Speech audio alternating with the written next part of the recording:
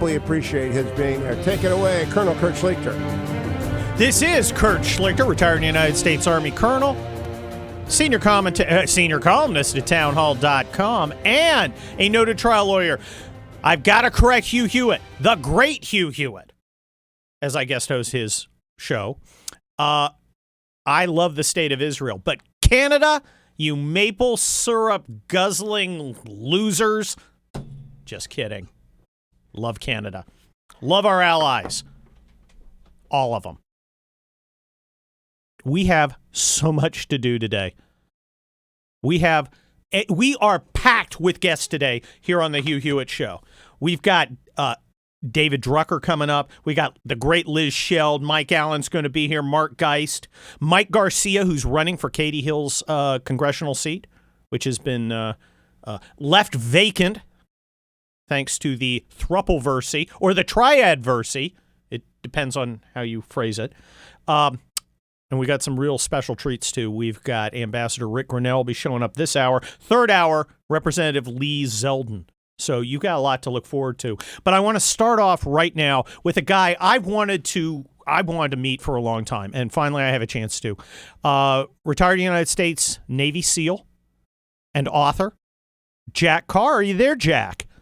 I am here. How's it going? Great to talk to you. Great to finally talk to you. Look, I want to talk about your terrific thrillers, which include Terminal List and True Believer, in a minute. But I want to get to some of your experience as an operator. Now, I was, like I said, I'm a retired United States Army Colonel. I was unspecial forces. I was as unspecial as you can get. You guys were the scalpel. I was like the big sledgehammer with a lot of iron and stuff. Important. That's an important tool to have in the toolbox. Well, we like to think so. Let's get right to it with this operation to take out al-Baghdadi. There's a lot of talk about whether our government and our president is revealing too much about what went on, too many tactics, techniques, and procedures. What do you think? I think it's less than we've learned about certain other missions that have gone on out there. I think it's all like with many things with the administration. It's just in the way that it's articulated, not necessarily what is articulated. Yeah, we have just enough information, and otherwise we'd be scrounging around. The rumors would be flying. People would be talking to people who have no idea what's going on and spouting off those answers as facts. So I think it's appropriate what's been let out so far. And as you saw, the Department of Defense is going through declassification process. Even for the picture of the dog, they went through the process to get that picture out there to declassify it. And of course, people made fun of it by putting the dog up there and putting the black thing across the dog's eyes and putting that on social media. But no, I think we're getting just enough information to show the American people and the world that what we're capable of without giving away too much of those actual tactics, techniques, and procedures that could endanger future operations. So it's more of the, hey, if you do this, then this will happen to you, and you will have the full might of the United States government coming down on you from out of the sky, and you won't know when that's going to happen. So I think it's appropriate. Now, this was a United States Army operation. Yay, Army. Go, Army. Usually it's you SEALs who get all the glory. Finally, our boys got a chance. Finally. But one thing that's in common is the level of preparation for an operation like this. And I'm not sure civilians really understand what goes into preparing one of these operations. Can you give us pull back the curtain a little bit? Sure. So this one, and of course, I have no inside information. I am out now. Nor do I. We want to emphasize that neither of us knows anything, nor would we tell you if we did. So these things can go down a few different ways. But from what I've gathered, this one was a long time in the planning. So if you have something that is that long in the planning where you're waiting for a person to be at a certain place at a certain time, and you know the unit that's going to go and hit this target, and you have time, then you can do all these planning, all these rehearsals. You can build out mock scale replicas of the compound you're going to hit. If you know the inside, you can build that, and you can go through rehearsal after rehearsal after rehearsal to practice all the different contingencies and things that can happen at every phase of that operation. So by the time you hit that target, you are as prepared as you can possibly be to maximize the chances of success.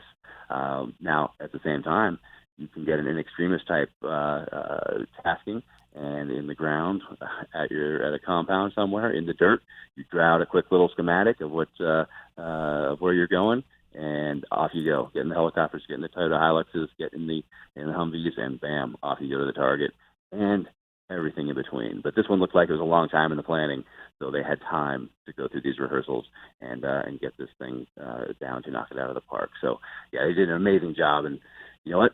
They probably did it again last night. That's what we often forget in this country, is that when the sun goes down here, it's coming up in another part of the world, and in that part of the world, there are people just leaving base or just coming back from a mission, and they'll be doing it every night while we're here enjoying the freedoms that they're providing for us. So I always like to think about that when the sun sets here in the U.S.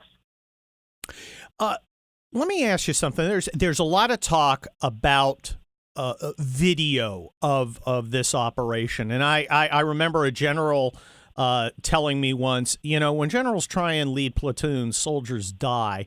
I actually wrote my war college thesis. I mean, I went to the Army War College, which is a party war college, but I wrote my thesis on battlefield command and control, and the fact that technology allows guys with a lot of stuff on their shoulders way back in the rear to interfere with the operations at the tip of the spear. How do you feel about the use of this kind of video technology for frontline operators? And what concerns, if any, do you have about potentially releasing that kind of footage as far as security and compromising our procedures go?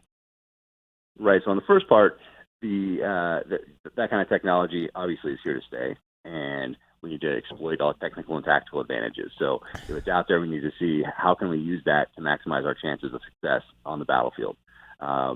So, the other side of that is you can have people that are back in the Tactical Operations Center with some rank on their shoulders that think they know what they're doing tactically, when really they're operational or maybe even strategic level leaders, directing possibly what's going on tactically on the battlefield. So that's the danger. And I didn't really see that too much. What I really saw were people in the Tactical Operations Centers using that technology to figure out how to best allocate resources to support the warfighter that's actually out there kicking the door in and getting the job done. So you do hear a lot of talk about the dangers of people micromanaging from the rear, and I'm sure that has happened many a time, but it wasn't my experience in the SEAL teams. We had a lot of autonomy out there, and I think that the leadership that I worked with, both Navy and Army, I worked for Army a lot more than I worked for Navy over the last 20 years, they used that technology to help allocate resources and really help us on the ground out there kicking indoors. So that's how I saw that used. And as far as this particular operation, they're going to go through that declassification process, and they're going to talk about whether what they release could possibly hinder operations in the future, or hey, what is the benefit of releasing this? And they'll go through all that, and then they'll declassify what's appropriate. So if it comes out, the videos come out, pictures come out, that sort of thing, it will have gone through that process. And if it comes out, I'm looking forward to watching it. Let's shift gears a little bit. You were a Navy SEAL for years and years and years. You retired, and then you became a writer, and you write powerful and exciting thrillers. The Terminal List was the one before last, and then recently True Believer. And I want to thank you because you sent me a preview copy, and I get lots of books. Right, lots of my friends write books. Lots of other people send me Believer, and I picked yours up, and I started reading. It grabbed me, and it takes you all across the globe. How did you shift gears from being a frogman to being a writer? And we only have about 1 minute. All right, here we go. So it's what I wanted to do since I was a little kid. Those two things that I wanted to do were serve my country in uniform, specifically as a SEAL, and then to write fiction in this genre, because growing up in the 80s, we didn't have the internet. You couldn't just type in U.S. Navy SEAL or Special Forces or whatever and have an unending supply of information. You actually had to go to the library and look these things up, and you could get through all the information written out there on SEALs in about an hour. But a lot of it actually came from the pictures of fictional thrillers by guys like Tom Clancy, David Morrell, Nelson DeMille, J.C. Pollock, guys like that. And I just devoured these things, and I knew that one day I would write novels like those guys. So I gave it a shot, and here we are today. Well, Jack Carr, thank you so much for your service to your country, and thank you so much for your great novels like The Terminal List and True Believer. This is Kurt Schlichter, guest hosting for Hugh Hewitt. We're going to be right back. Portions of the Hugh Hewitt Show are brought to you in part by Job Creators Network Foundation.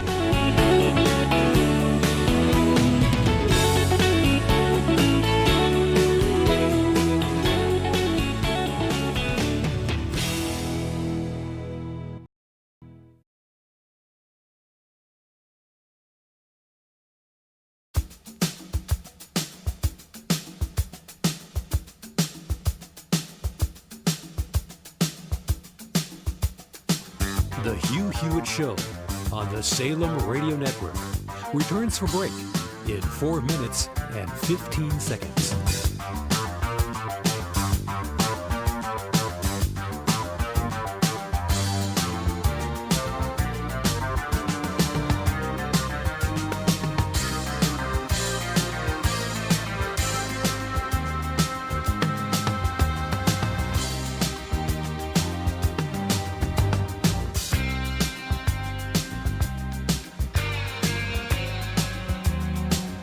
The Hugh Hewitt Show on the Salem Radio Network returns from break in 3 minutes and 45 seconds.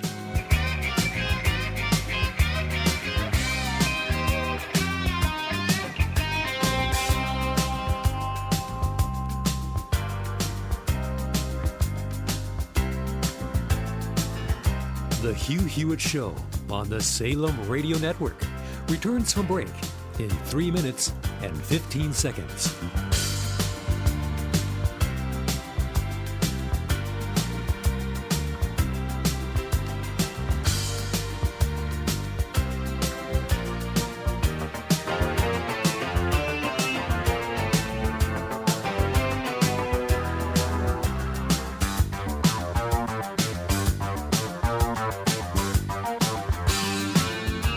Hugh Hewitt Show on the Salem Radio Network returns from break in 2 minutes and 45 seconds.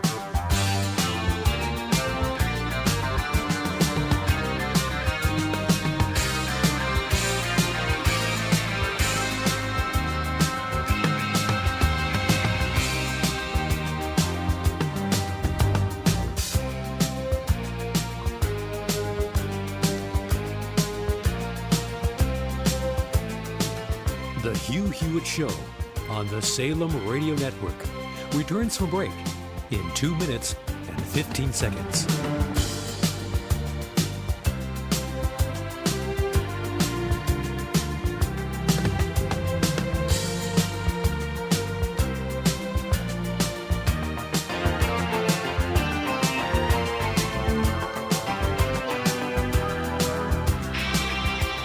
The Hugh Hewitt Show on the Salem Radio Network returns from break in 1 minute and 45 seconds.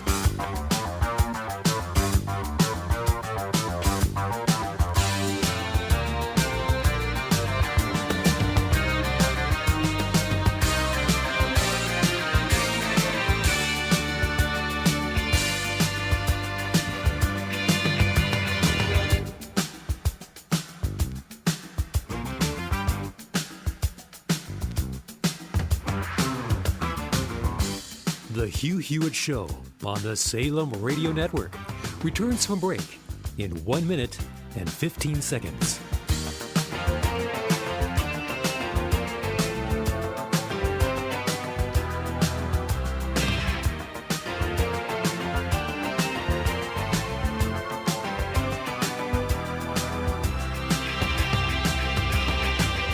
The Hugh Hewitt Show on the Salem Radio Network returns from break in 45 seconds.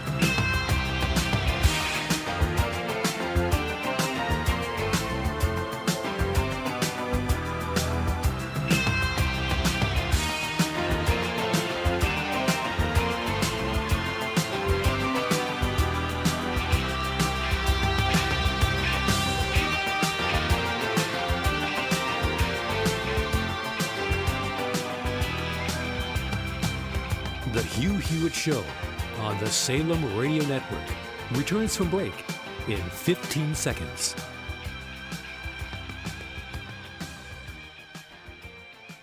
The Hugh Hewitt Show returns from break in 5 seconds.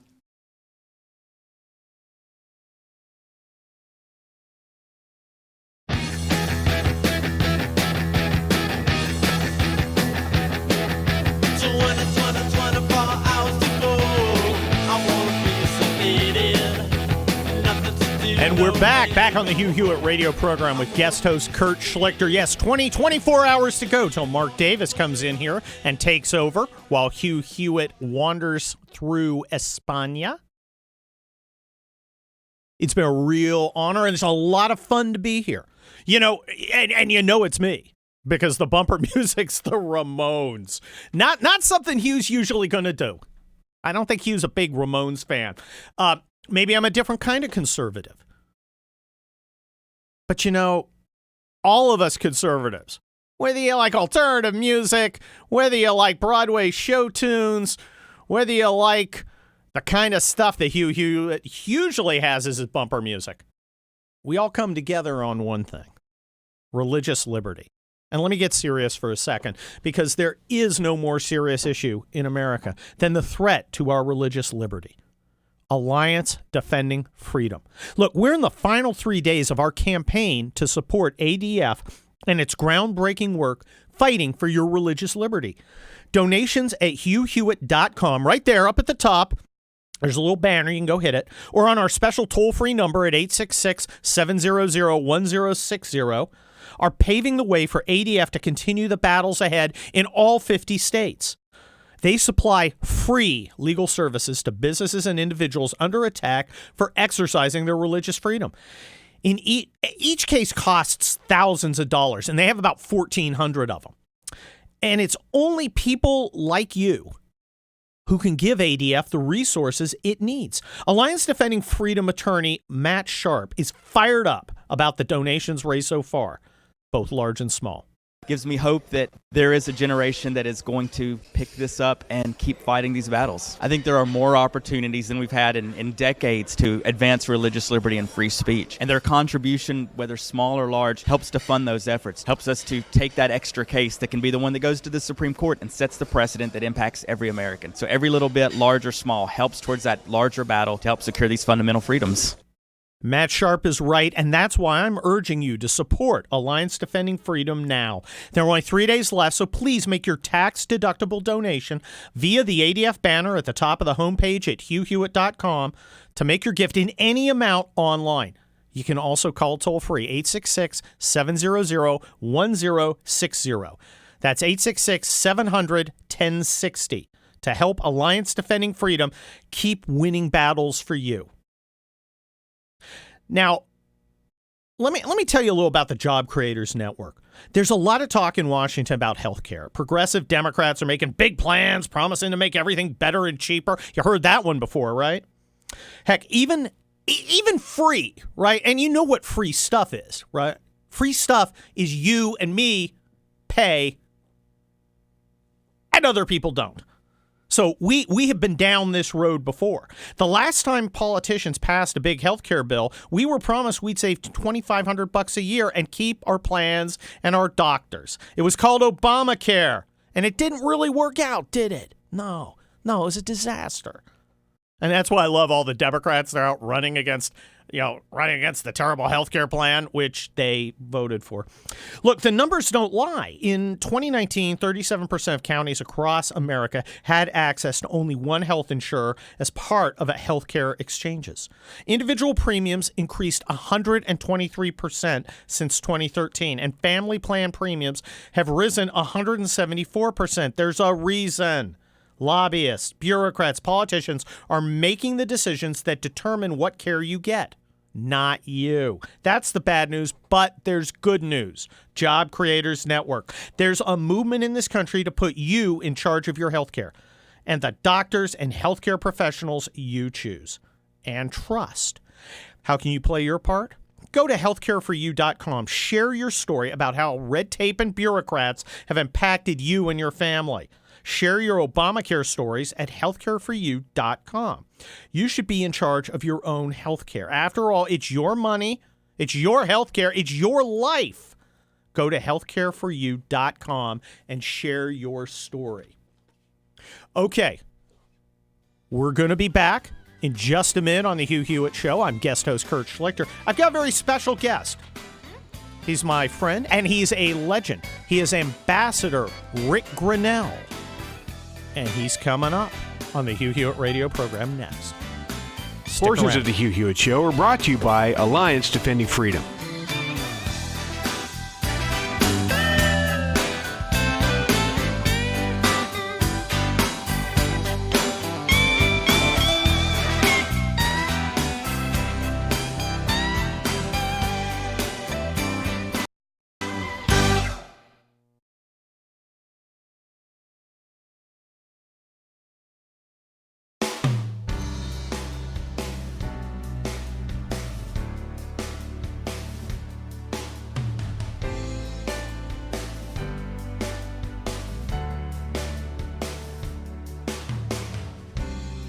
The Hugh Hewitt Show on the Salem Radio Network returns from break in 5 minutes and 15 seconds.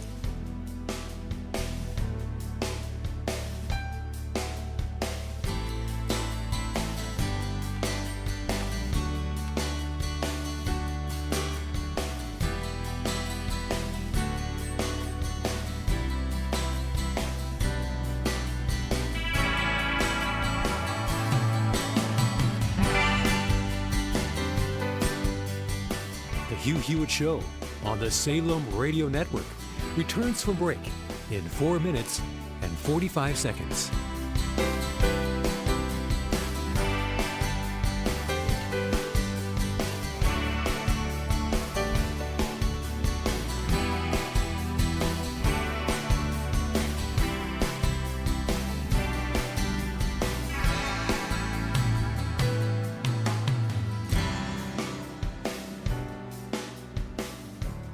The Hugh Hewitt Show on the Salem Radio Network returns from break in 4 minutes and 15 seconds.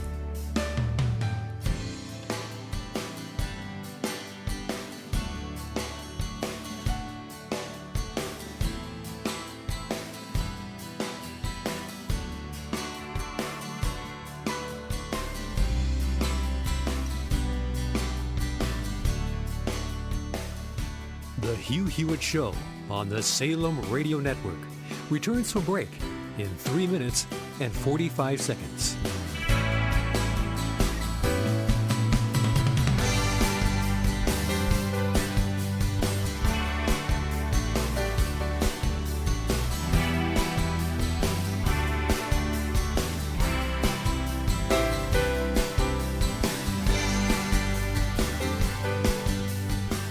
The Hugh Hewitt Show on the Salem Radio Network returns from break in 3 minutes and 15 seconds.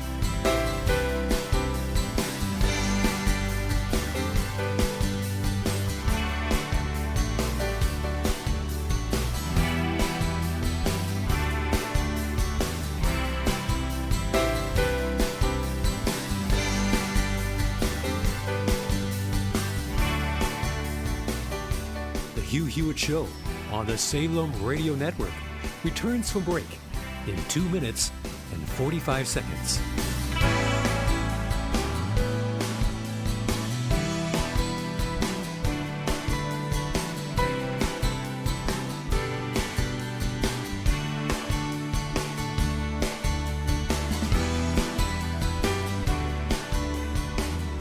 The Hugh Hewitt Show on the Salem Radio Network returns from break in 2 minutes and 15 seconds.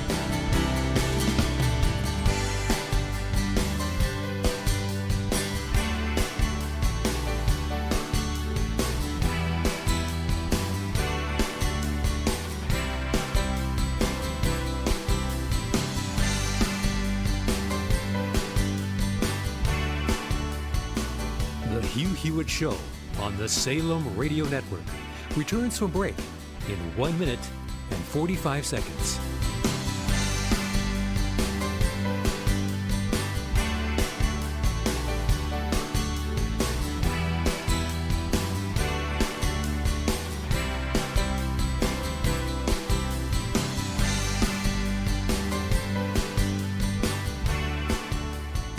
Hugh Hewitt Show on the Salem Radio Network returns from break in 1 minute and 15 seconds.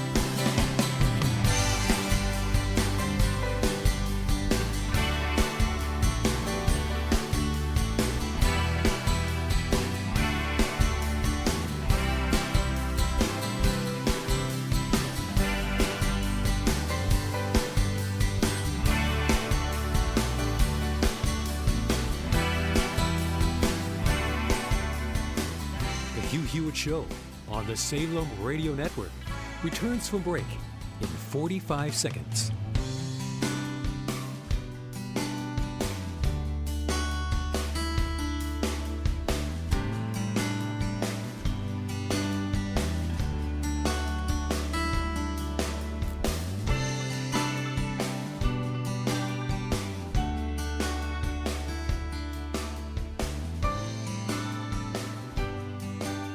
The Hugh Hewitt Show on the Salem Radio Network returns from break in 15 seconds.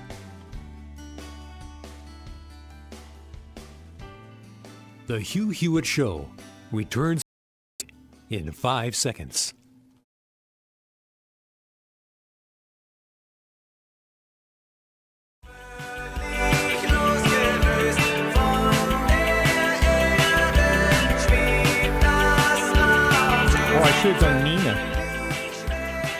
We're back on the Hugh Hewitt radio program. I'm guest host Kurt Schlichter, broadcasting live from the Relief Factor studio in beautiful Southern California at Dark 30. Well, it's Dark 30 here, but I think it's about high noon out in Berlin, where our ambassador, Rick Grenell, is protecting American interests. Ambassador Grenell, welcome to the Hugh Hewitt Show. Kurt, thanks for having me. I'm thrilled to have you representing our country overseas, but I miss you. You're from my town in the South Bay. I see it the Trader Joe's. Just hearing the fact that you're saying that you're broadcasting from Southern California makes me very homesick for the weather, at least. I'm looking at the Brandenburg Gate and the Bundestag, and it's a cold, a little bit cloudy day here in Berlin. Well, you don't have to tell me about Germany. I lived there for about 2 or 3 years during the Cold War as a young lieutenant, which always makes it fun when our liberal friends explain to me how, you conservatives are Putin's puppet, and I was literally in the Cold War. That's always a lot of fun. Explaining things is one of the jobs you do as an ambassador to our allies in Germany. How are you explaining this bizarre impeachment circus that's happening here? I have to be honest with you. I have not gotten a question about it ever. Really? I've been here. Not a single person has asked me. Now, it's probably going to immediately change because I said that, and people will just do it for political reasons. But it is not an issue that's brought up at all. Do you think it's because the Europeans consider it sort of politics as usual in America, or it just doesn't register? Why do you think? Because if you're here, it's 24/7. I think the media in Europe, at least, are focused on real substantive issues of what's going on. I mean, there's a whole bunch going on in the world, and it's just not an issue that comes up. I get asked, about Nord Stream 2. I get asked about car tariffs. I get asked about medical devices. I get asked about the current German defense minister came out with an idea to help do something in Europe, in Syria with the Europeans, have the Europeans step up a little bit more in Syria. That's being debated. So there's a whole bunch of issues of substance that I think that we talk about. One of the main, ideas of the kind of the populist movement that brought President Trump to power in the United States was a concern that the United States was carrying too much of its burden. And you mentioned Nord Stream 2, which is a gas pipeline from Russia into Europe, which would give Putin more leverage over our allies. You mentioned assisting us in Syria. The president has brought up the fact that a number of European countries have refused to take back their own citizens who went to join ISIS. How has the relationship between the United States and our European allies changed since the Trump administration took power. Have they been able? Are they understanding this populist shift in the United States, because it goes against American foreign policy for the last 30 years? Sure, and I think it's happening here in Europe as well.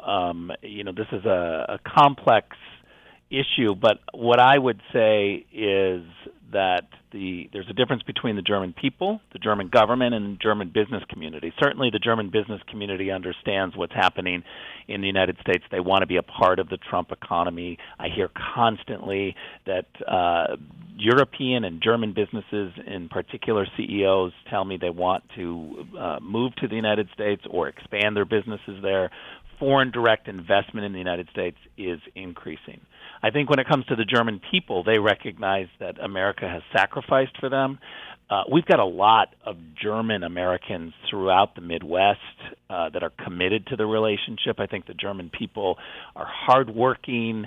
They love America. They understand the sacrifices that were made, whether it's the Berlin airdrop or the 30th anniversary of the fall of the wall, which is coming up next week. The German people and the American people, I think, are very similar when it comes to viewing the world. I will say that the German government has enjoyed not being asked to pay the NATO obligations that they're required and that they committed to make. In the last couple administrations, both Republican and Democrat administrations before President Trump, we had the same policy as asking the Germans to pay their 2% NATO obligation. We've had the same policy in the Bush administration, the Obama administration, the Trump administration. The difference is that in the Trump administration, European countries have increased defense spending by $100 billion. That's no small change. And so when I get asked about the tough stance of the Trump administration or the tweets or the pushes that I make to ask them to pay their NATO obligation, to fulfill their obligation and their commitments, I always say, look, we've tried asking nicely, and you didn't increase defense spending, and so we've had to ask a little more poignantly, and that's working. We're starting to see the increases. Now, we're not there yet. The Germans are not at the 2%. There's a huge debate in Germany, and so we continue to push on that issue because we want to see them pay their 2% NATO obligation, but they have started to increase under the Trump administration. Well, it's interesting that you seem to distinguish between the attitude of the German people with kind of the attitude of the German elite. Is the German and frankly the European elite still kind of baffled about this whole populist phenomenon embodied by Trump and to some extent existing within its own political culture? Well, let me answer that by saying there's a party here that's in a coalition government with Chancellor Merkel's government, her party, the Christian Democrats. The Social Democrats, are in a coalition with Chancellor Merkel's party. And the Social Democrats are the ones who are resisting spending more money on defense. They tell me pretty regularly, why would we want to buy an attack helicopter if we can buy a kindergarten program with our money? And so I get the focus from the Social Democrats in Germany that they have on domestic spending, but I tell them pretty bluntly, just be careful what you teach the American people, because if you teach the American people that we're supposed to just spend domestically, then that's going to be a problem for the Germans in the future. We have 52,000 total troops in Germany, if you count rotational and temporary troops and the contractors. We have 34,000 active duty military personnel. So within that context, I think that there's a concern that if the Germans and the German government don't make a commitment that they follow through on the 2% obligation, that the Americans are going to follow them and spend more domestically. Is it difficult to explain kind of the American populist notion that is sometimes articulated as, well, if Germany's not worth defending to Germans, why is it worth defending to Americans? And I ask that question as somebody who literally spent a couple years defending Germany. Well, I think what you're hitting on is that we definitely have a problem of threat perception in Germany, and that's one of the issues that we constantly try to, at Embassy Berlin, try to focus on, is highlighting the threats so that everyday Germans and the German government understand that there are threats, because certainly we know that Russia is a threat, Iran is a threat, China is a threat. And so we just have to make sure that there is a threat perception that matches reality, because otherwise, if you do have 52,000 American military personnel in your country, there is a tendency to get comfortable with that, and it would make sense that you then don't have to spend as much on defense because you don't see the threat like those who are on top of the watchtower. One of the big concerns about the German military is its operational readiness rate. Its armored vehicles, its helicopters, its ships, its jets. Some of the operational readiness rates have been just disastrous. We're talking 10, 15%. That effectively means, those weapon systems are completely unavailable. Have the Germans made effort to address that concern? I think the first step to understand is that across the board, German media, German government, German military, there is an agreement, and it is known that the German military is not up to where it should be, that they have a deficit, that they don't have the capabilities, that they don't have enough equipment and hardware. And so we're happy that there is an agreement that they don't have the proper equipment. But what we now need is the political will to spend the money and the procurement process. That's the other part, is that we now have an issue in Germany where a lot of experts are saying, look, we're not able to spend the money that we're currently increasing in the German military budgets. But what we need to do is we need to get better at figuring out how to speed up the procurement and the process to purchase this equipment. And so I do think that we're in the very real throes of a change. But the frustrating thing for Americans is that, we're always impatient, and I think the Trump administration is even more impatient than the typical American, that we'd like to get this moving. It's been a commitment that the Germans made in 2014 to increase defense spending to 2%. That with a commitment of 10 years time, take from 2014 to 2024, is what NATO said. Take 10 years and increase defense budgets to the 2%, and we're behind in Germany. Well, it seems that German people are getting a little impatient too. Angela Merkel's party lost in a recent regional election. Are we going to see some changes there? We only have about 15 seconds left. Yeah, I think all of Europe is under change. Brexit certainly has sent some powerful signals. Chancellor Merkel is coming to the end. She's announced that this is her last term. So, yeah, I think you're going to see changes throughout all of Europe. Well, here in California, Ambassador Rick Grenell, we need to see some changes, too. There's a campaign to recall our governor, Gavin Newsom. I can think of one person who should come back here and be our governor. You. What do you think of that? Well, I have a job that I am currently focused on, but I do love California. I hope to see you back here soon. That's Ambassador Rick Grenell here on the Hugh Hewitt radio program. I'm guest host Kurt Schlichter. We're going to be right back with David Drucker. Thank you, Colonel Kurt. The one thing Kurt Schlichter can't do that I can is tell you that ReliefFactor.com goes everywhere with me. I don't know that I've converted Kurt yet. He's still a little bit younger to be feeling the aches and pains of age. I think he's 20. In any event, if you are getting those aches and pains because you're exercising, you're aging, or both, then don't forget ReliefFactor.com. I took it with me to Spain. I take it with me wherever I go. I take it, and I sometimes have to give it away when someone wakes up with a bad back on a bad boat or anything like that. ReliefFactor.com. travels fast and travels well into your system, along with all of your body's natural defenses. Icarian, curcumin, resveratrol, omega, all combined to give your body support for the temporary relief of the minor aches and pains that plague you if you're out there playing at full tilt or you're just getting a days older. $19.95 is the starter pack. Kurt Schlichter's going to give it a try. You ought to give it a try. ReliefFactor.com. That's ReliefFactor.com. Don't go another J. Join the 10,000s of people who use ReliefFactor.com.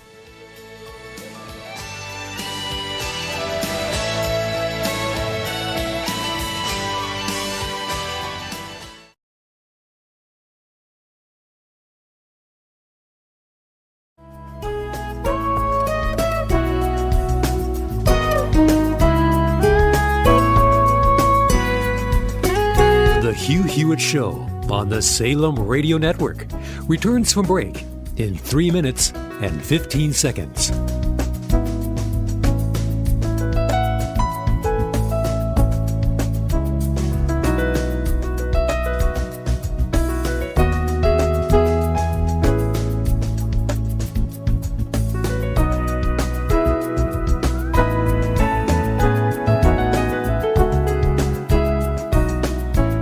Hugh Hewitt Show on the Salem Radio Network returns from break in 2 minutes and 45 seconds.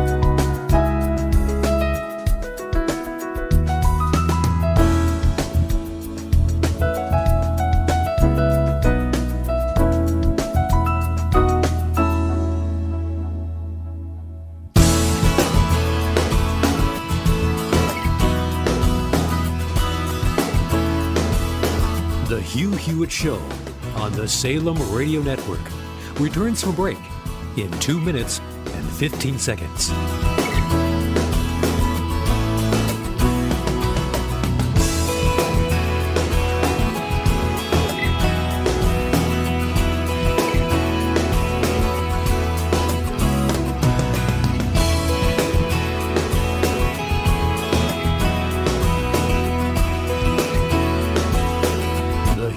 Show on the Salem Radio Network returns from break in 1 minute and 45 seconds.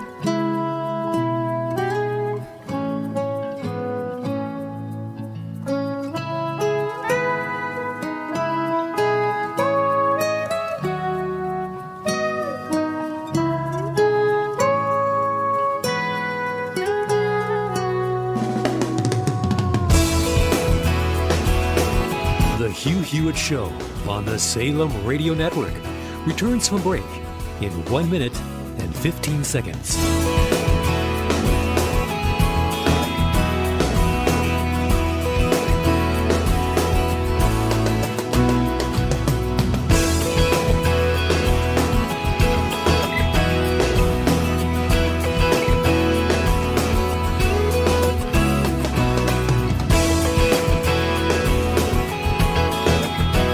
Hewitt Show on the Salem Radio Network returns from break in 45 seconds.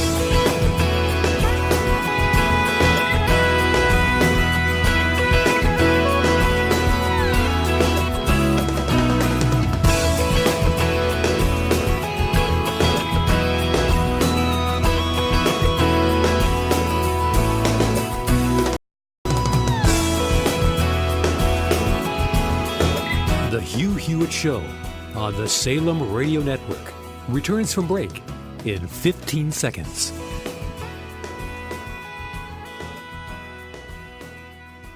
The Hugh Hewitt Show returns from break in 5 seconds.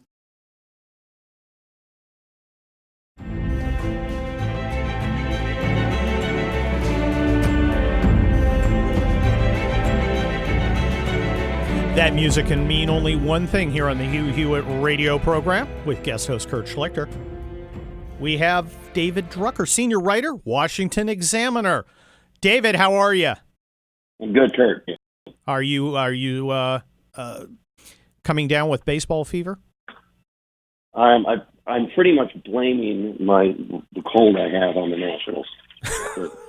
See, this is why I don't do sports. Because it makes you physically unwell. You're actually better off. You're not kidding. Oh, my God, you sound terrible. You sound like death, David. I know. I have 2 little kids, so it's really their fault. Oh, look, believe me, that's the best thing about kids. You can blame everything on them. Exactly. Let's move right into it. Is there going to be an al-Baghdadi bump for President Trump? I mean, there might be one, and it might last for, a few days or a week or so, and then everything will pretty much go back to normal. Part of that I base on the temporary bump that President Obama got on. Part of that I base on the temporary bump that President Obama got for getting bin Laden, and then pretty much everything went back to normal. The country is divided, and these sorts of things don't tend to do for presidents what they used to. You're in Washington, D.C. You're in the Beltway. For those of us outside of it, what was kind of the thought process among some of Donald Trump's opponents in refusing to give him any kind of credit for actually pulling off this achievement? Well, look, I think he got some credit, but I just don't think that these things are treated as they used to. I think part of it is that voters used to be a lot less tribal and a lot less in their own corner, right? So you have public opinion a lot more homogenous. My favorite example for stuff like this, and look, the media is the media, and that's just, kind of the way it is. But, remember, presidents, Republican or Democrat, whoever, used to get a first 100 days to kind of have carte blanche for an agenda, as long as it wasn't, deemed too far out there. And it was like a thing, like, we're going to vote for things that normally we wouldn't vote for in your first 100 days, then we'll go to war. And that doesn't happen anymore. And so I just think that's the political era that we're living in. And look, the last 2 presidents have been, meaning Obama and now Trump, have been very polarizing. And both sides have been very, opinionated about them. Republicans really like Trump. They really didn't like Obama. Democrats really don't like Trump. They really loved Obama. And that's just kind of where we're at. Well, we're at impeachment. It's coming up. Would you agree with me that it's kind of a done deal that the House is going to pass some sort of articles of impeachment? Oh, yeah, 100%. Okay, so there's no question about that. We've established that. We can think of the charges later. Correct. This week, Nancy Pelosi is going to have some sort of vote authorizing something. Have you heard exactly what she's going to do? So I haven't necessarily been able to keep up with everything that's been reported, because I was also doing some of my own reporting on how Republicans are going to respond to all this. But what I know is that she's going to hold a vote that both formalizes the impeachment process and lays out parameters for how it's going to be conducted. Meaning, here's, Democrats obviously in control here. Here's how we're going to run it, and it should lay out for the minority and the White House how they get to participate, obviously in a manner in which they're trying to defeat it. So I think we're going to get answers to that by Thursday, presuming the vote still happens on Thursday. Would you agree that it's a giant strategic error not to allow Republicans full participation in this process, because it gives cover to some of the moderate Republicans in the Senate to dismiss this as a kangaroo court? So that's a really interesting question, and I want to see exactly what they lay out first. But I'm not necessarily sure that they need to equalize it. I mean, usually a majority is going to set parameters that are advantageous to them. I do think that they need to allow enough participation, just because they're trying to make the case politically that this is warranted. And the deeper they go in the process, and I always, everybody always understood, those of us on the Hill covering this, that the Democrats at some point were going to formalize it and open it up. So in order to make the case politically that this is warranted, I do think they need to allow enough participation by Republicans to call witnesses and cross-examine or ask questions, things like that, so that they can say to voters, look, we're giving them every opportunity to participate in a fair manner. Now, I am just not sure yet what that would be, because part of that is if the information, if independent voters, because I don't think Republicans are going to move. Oh, much, David, we are running out of. of time, and I want to ask you one last question really quick. Is there Sure. any chance that the Senate votes to convict? Not 20 Republicans to remove, so no. Thank you, David Drucker. You heard it here on the Hugh Hewitt radio program. I'm guest host Kurt Schlichter. We'll be back with Liz Sheld. Top of the hour.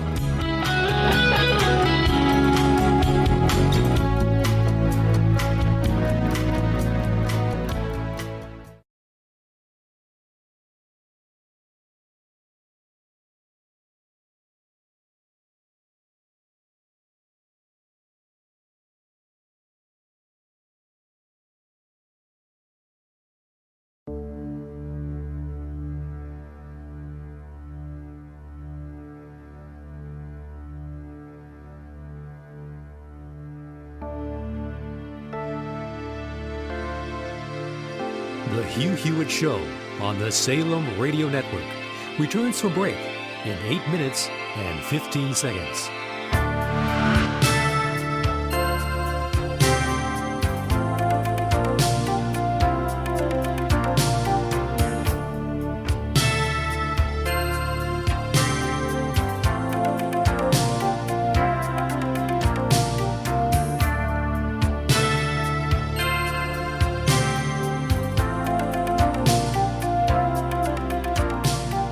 The Hugh Hewitt Show on the Salem Radio Network returns from break in 7 minutes and 45 seconds.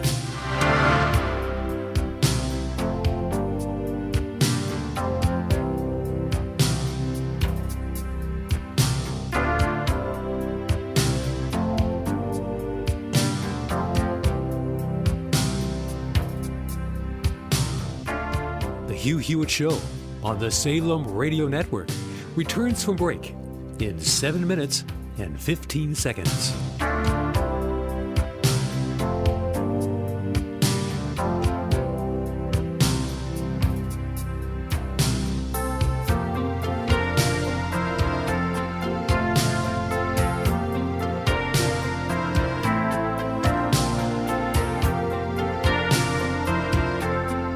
The Hugh Hewitt Show on the Salem Radio Network returns from break in 6 minutes and 45 seconds.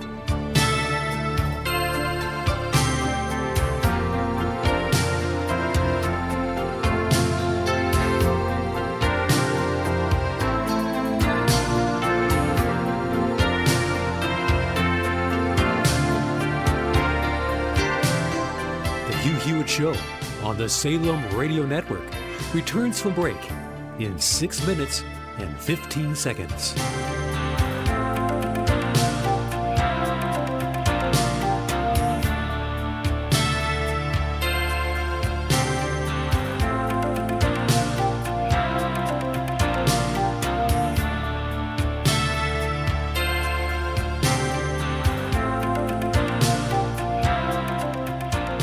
The Hugh Hewitt Show on the Salem Radio Network returns from break in 5 minutes and 45 seconds.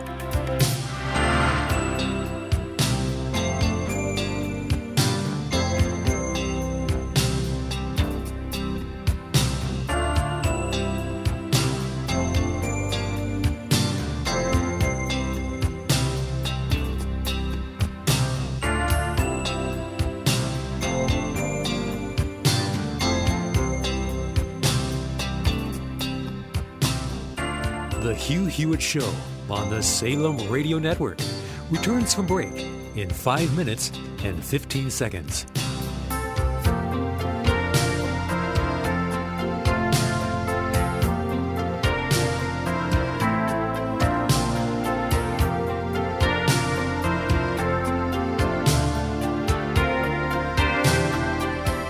The Hugh Hewitt Show on the Salem Radio Network returns from break in 4 minutes and 45 seconds.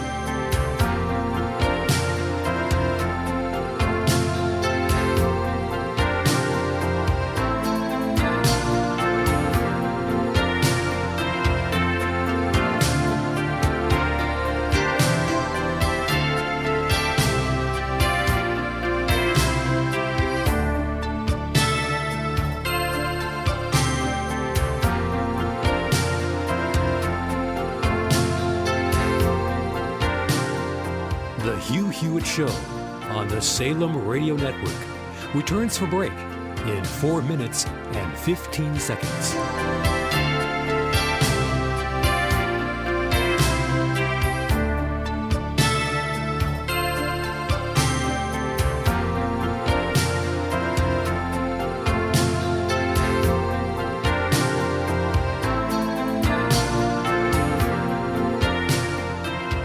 The Hugh Hewitt Show on the Salem Radio Network returns from break in 3 minutes and 45 seconds.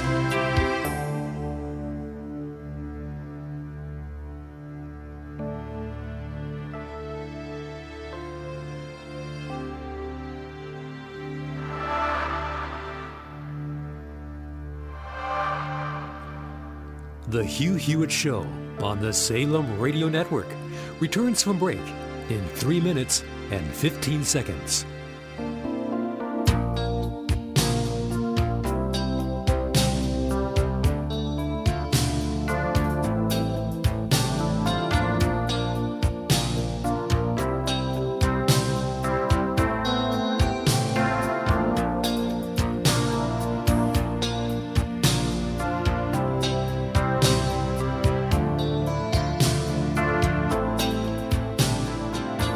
The Hugh Hewitt Show on the Salem Radio Network returns from break in 2 minutes and 45 seconds.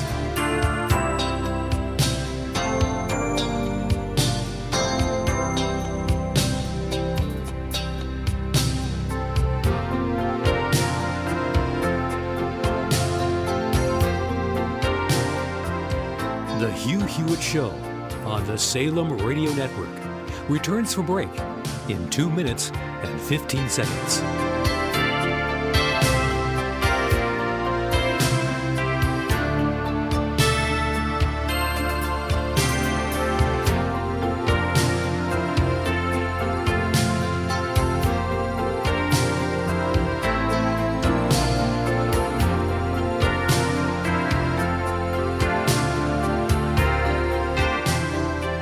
The Hugh Hewitt Show on the Salem Radio Network returns from break in 1 minute and 45 seconds.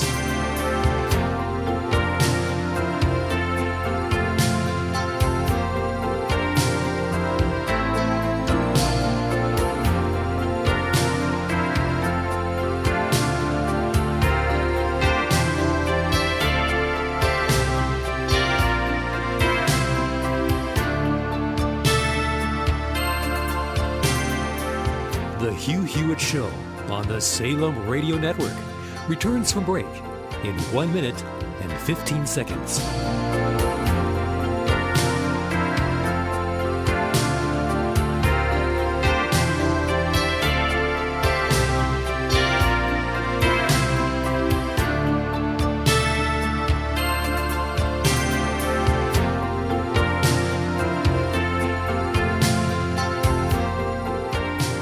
Hugh Hewitt Show on the Salem Radio Network returns from break in 45 seconds.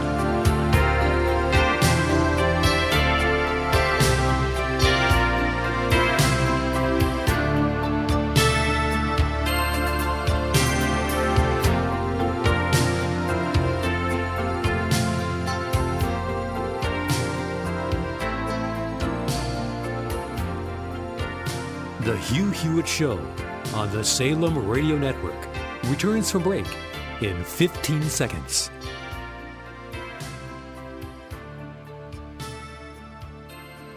The Hugh Hewitt Show returns from break in 5 seconds.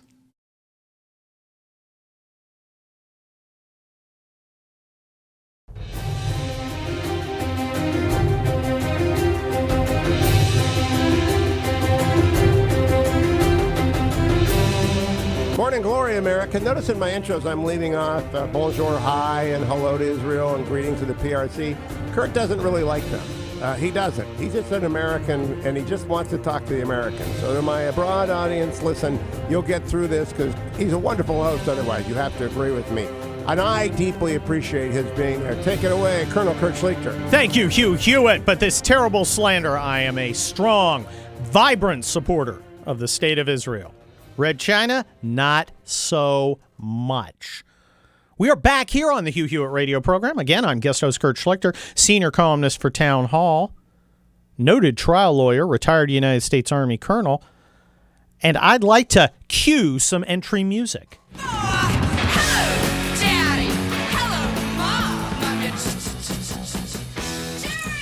That theme music can mean only one thing, my friend, the ultra-woke Liz Sheld, senior news editor, American Greatness. How are you, Liz?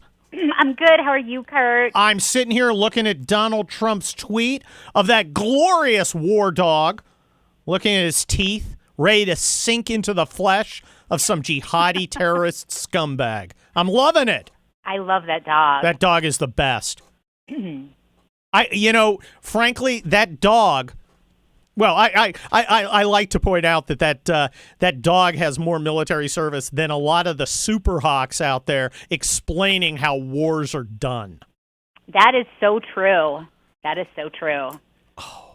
So, do you think that the Trump administration taking out this terrorist dirtbag is going to get a lot of, are there going to be a lot of tears because Donald Trump wasn't nice about it? And he was mean, Liz. He was mean. I think people have been waiting to have somebody speak candidly about these terrorists that we catch and kill or blow up. You know, under the Obama administration, there was always this sort of politeness and this, calmness and respectfulness. And the good old America does not want to hear that when we're talking about killing someone who's a rapist, a kidnapper, a murderer, who's killed our sons and daughters' parents, and so on in war. It's ridiculous. So I think people have long been waiting to have somebody come out and just tell it like it is. You know, I personally never thought the Ahoy band of Never Trump sissies could be even more loathsome. But in the last couple days, we have seen the phenomenon of al-Baghdadi courage truthers. Well, how broken of a human being do you have to be to try and spin this against Trump and in favor of Baghdadi? You have to be a sad, broken human being. I think the phrase you're looking for is pathetic loser. It's pathetic, and why can't you just sit back and let America have this moment? Maybe your stupid hat cuts off oxygen to your brain. I guess so. I was up on Sunday morning. I knew the president was going to speak, and we had already heard what he was going to say about Baghdadi, but I wasn't as excited about what Trump was going to say than what was going to happen afterwards. I knew that the rest of my Sunday was going to be filled with laughs and watching this crazy unfold on Twitter as the media desperately contorted itself, and the Democrats and the Never-Trumpers, same thing, to spin this against the president. I don't understand these people in the Beltway. Liz Sheld, senior editor of American Greatness. Have they never met Americans? I mean, really, you go out to a bar in Oklahoma, and if you said, hey, Delta Force went in and they waxed this whimpering scumbag, everybody go, cool. And in Washington, they're like, well, I think we should have hugged him and talked about his feelings. Well, I think they don't care about those people you just mentioned, Kurt. I mean, they feel like they're where they are, wherever that is, in their self-perpetuating think tanks, because they're better and they're smarter. And that person in Oklahoma City bar you're talking about, that's like some dumb, deplorable guy. He doesn't know anything about foreign policy, right? You're right. And he doesn't have the 30-year track record of total failure that our foreign policy establishment has. I mean, over the last 30 years until the Trump administration, and maybe I'll give the surge, which was correcting a pre-existing problem. Can you think of a foreign policy success in the last 30 years? No. I mean, we have the situation we have today, and we're fighting the battles that we are trying to extricate ourselves from and the mess, precisely because of these people. And there's never been any consequences for it. You would think. They're still at the cocktail parties. They're still on the news. They're experts. They have letters after their names. They have fellowships and chairs and blah, blah, blah. But, they're losers. They're screw-ups. You would think that people with so much to be humble about would have a little more humility. Oh, no. That's crazy You're talking talk. like a deplorable, Kurt. Accountability is the one thing our elite just can't accept. That's really what Donald Trump is. I think Donald Trump is a walking, talking, tweeting manifestation of the accountability that our elite has not felt in nearly 3 decades, and they resent it. Well, he rejects that sort of business model that's kept Washington, D.C. running for decades. So they knew if he won, he was going to change things. And all of these people that had vaunted positions, at these events and speaking at symposia and all of this stuff, that was going to go away. They have no influence anymore. They don't have any influence to trade on as they move up the echo chamber of institutions and think tanks here.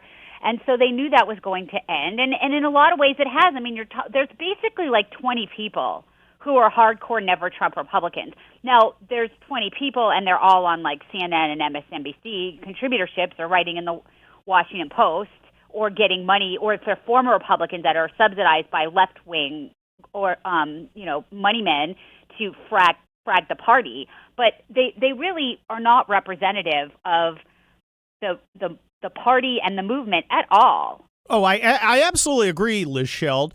I was just sitting here in the Relief Factor studio, and we have MSNBC on, and there is Bill Kristol sitting, smiling and joking with Al Sharpton, a rabid anti-Semite who actually inspired attacks on Jewish Americans, and they're having a good time. Yeah, no, Sharpton has blood on his hands. So, but again, they have a mutual common enemy, and that Americans.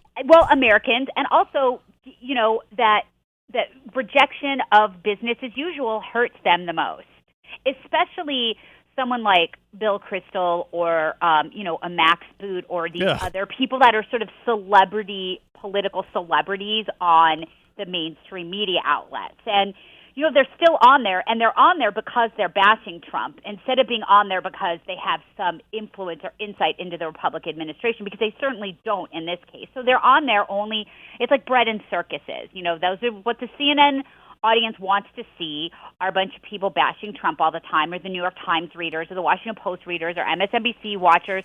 All those people, that's what they want to see, and that's what they get. But they're in no way reflective. I mean, I wish there was some formal way they could be sued to stop calling themselves Republicans. Just call yourself something else, because you're not in our party anymore.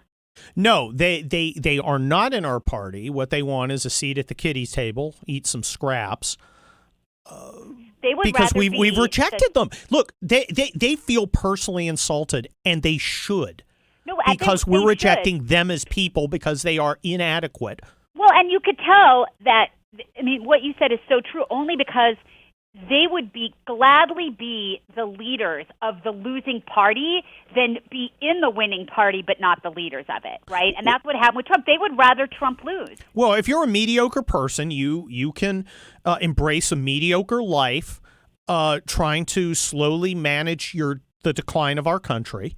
Again, collecting a few scraps at the kiddie table. And that's what they wanted. And I think there's still some Republicans like that. Let me shift a little. We have everybody agrees the Democrats are going to vote some sort of articles of impeachment. It'll be something. Who cares what? Do you think there is any chance in hell, and we only have about 30 seconds left, that 20 Republican senators will defect and remove our president? No, I don't. Do you think this will result in the total humiliation of the left and the never Trumpers? I think it's going to keep going, because the longer this goes on, the more they beclown themselves, the more obvious what they're doing becomes. At first, people weren't sure what was going on right after Trump got elected, but it became more and more apparent. These people are more and more drunk on themselves, so to the point where they're defending a terrorist right now because they hate Trump so much. Well, they are definitely high on their own supply, but we'll talk about Joe Biden's kid later. This is Kurt Schlichter, guest hosting for Hugh Hewitt. That was Liz Sheld of American Greatness. We will be right back. Portions of the Hugh Hewitt Show brought to you by Sierra Pacific Mortgage. For more info, call 888-888-1172.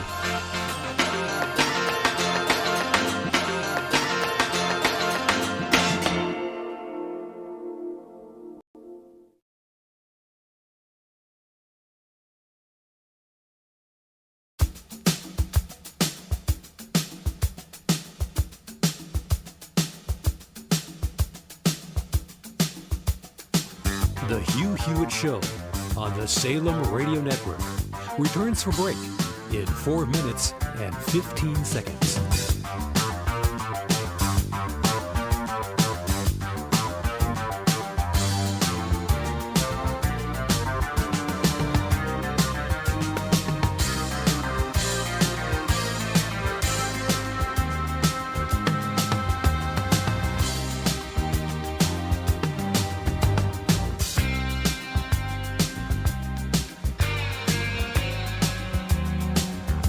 Hugh Hewitt Show on the Salem Radio Network returns from break in 3 minutes and 45 seconds.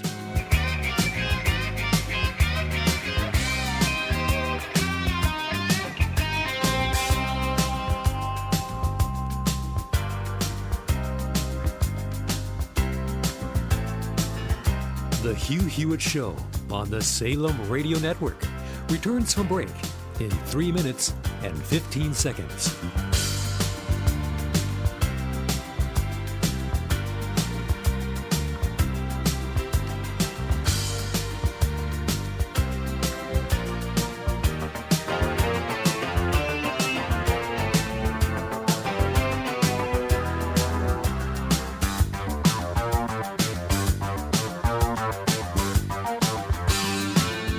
The Hugh Hewitt Show on the Salem Radio Network returns from break in 2 minutes and 45 seconds.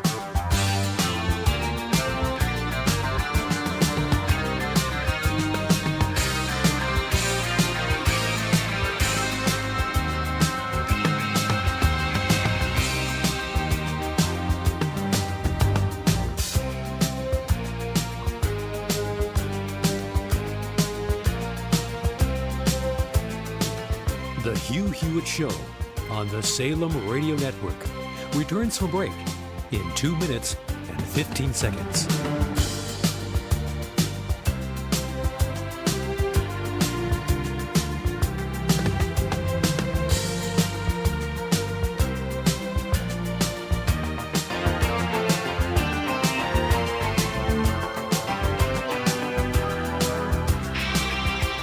The Hugh Hewitt Show on the Salem Radio Network returns from break in 1 minute and 45 seconds.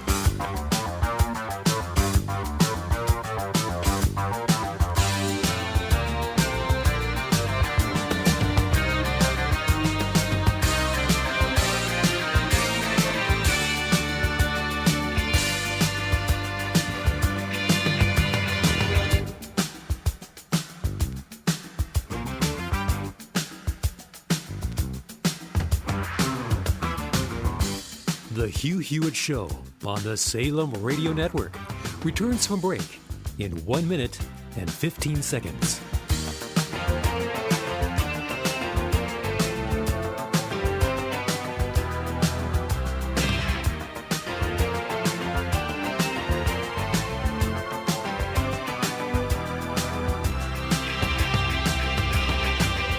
The Hugh Hewitt Show on the Salem Radio Network returns from break in 45 seconds.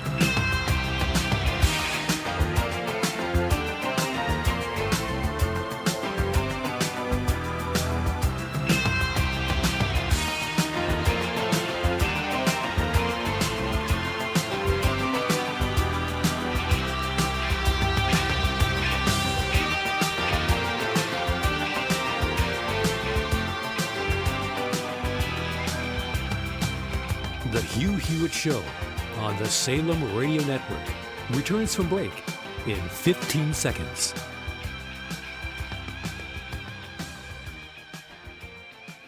The Hugh Hewitt Show returns from break. 5 seconds.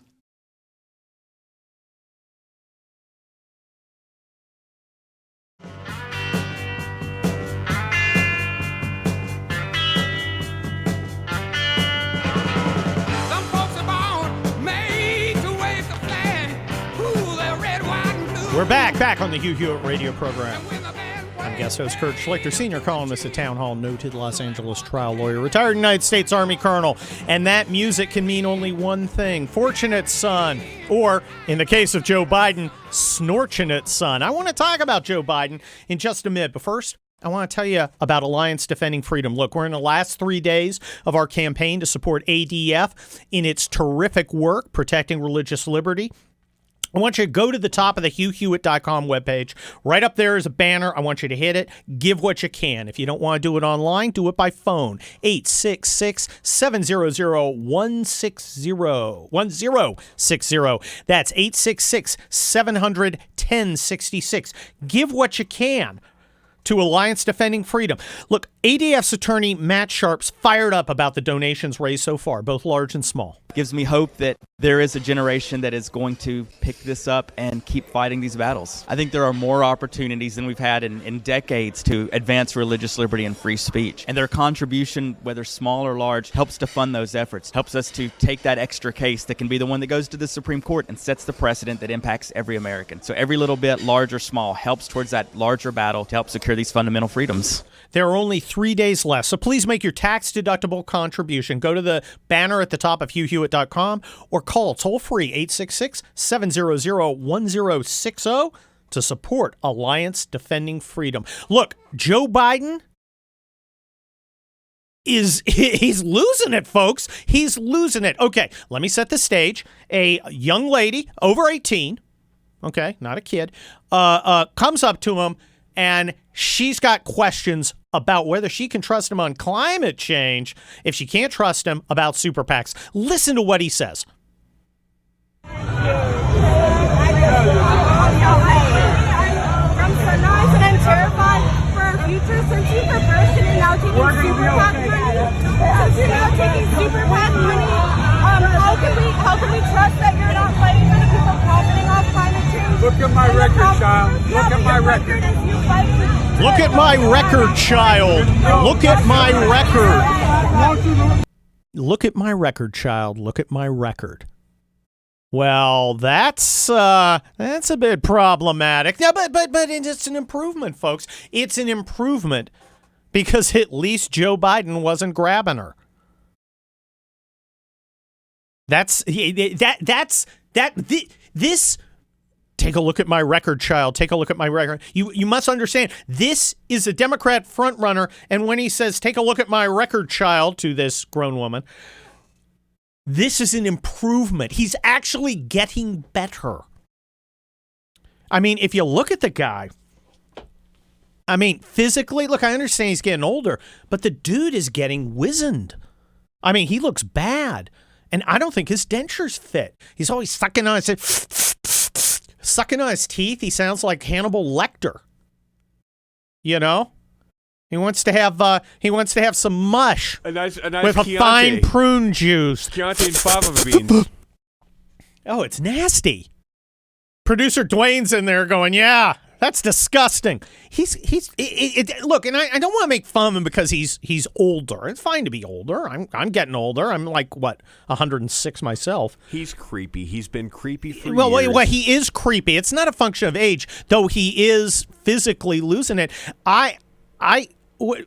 Dwayne, I don't know sports analogies. What's the over and under this guy makes it to the convention, much less the election? Not that I know what an over and under is. I think it has to do with an over and under means hit runs or home runs. It means you pick a number as to if something is going to happen, a median point, and you either take one side or the other. I see. I don't do sports. I think it's about a 1 in 3 chance he actually gets the nomination. You think it's 1 in 3 that Biden gets nominated? I think there's a significant chance he physically falls out before the convention. I mean, he's just a mess. And you know who's been sitting in the wings? Somebody else who will physically fall out before the convention. Exactly. The only person who is standing in the way of Hillary Clinton getting in again is Joe Biden. Oh, great. So Joe Biden falls out, then Felonia Milhouse von Pantsuit stumbles in, and she falls out, and then, breaks her bottle of Screw Top Trader Joe's Chardonnay. It'd be an ugly, ugly scene. I think it's going to be Elizabeth Warren at the end. How's that? Get it?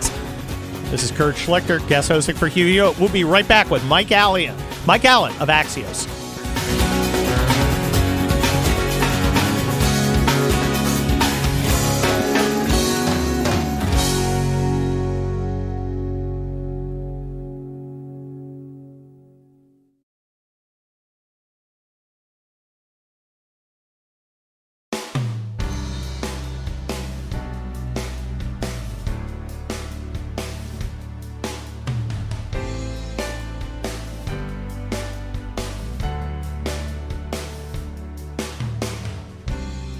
The Hugh Hewitt Show on the Salem Radio Network returns from break in 5 minutes and 15 seconds.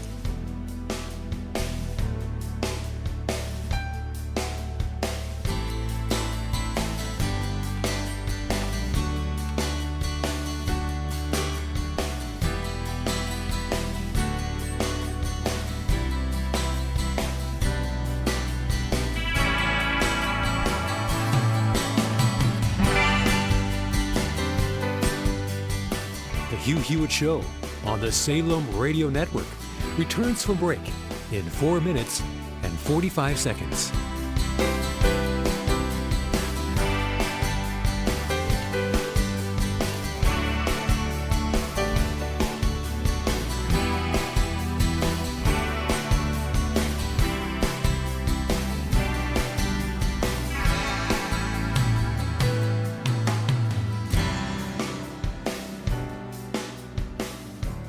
The Hugh Hewitt Show on the Salem Radio Network returns from break in 4 minutes and 15 seconds.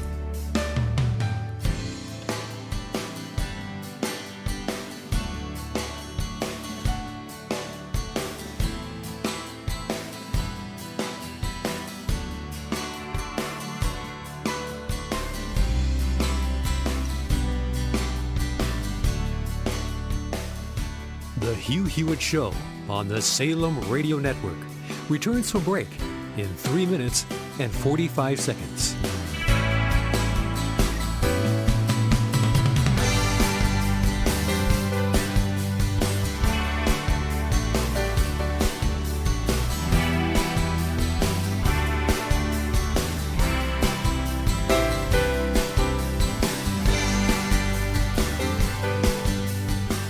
The Hugh Hewitt Show on the Salem Radio Network returns from break in 3 minutes and 15 seconds.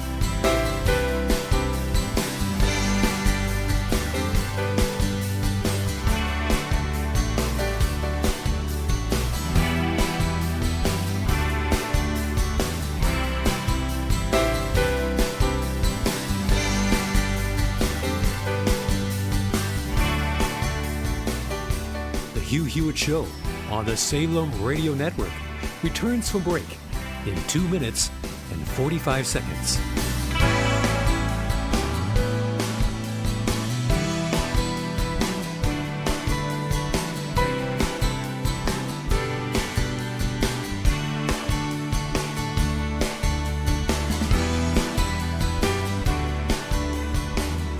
The Hugh Hewitt Show on the Salem Radio Network returns from break in 2 minutes and 15 seconds.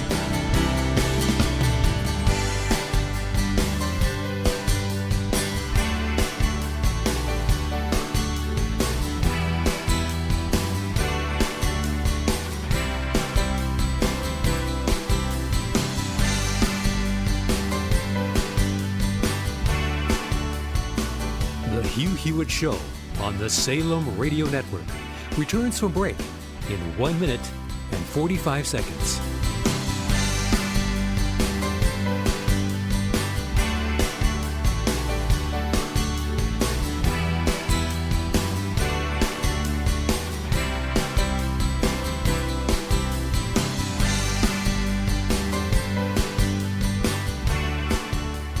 The Hugh Hewitt Show on the Salem Radio Network returns from break in 1 minute and 15 seconds.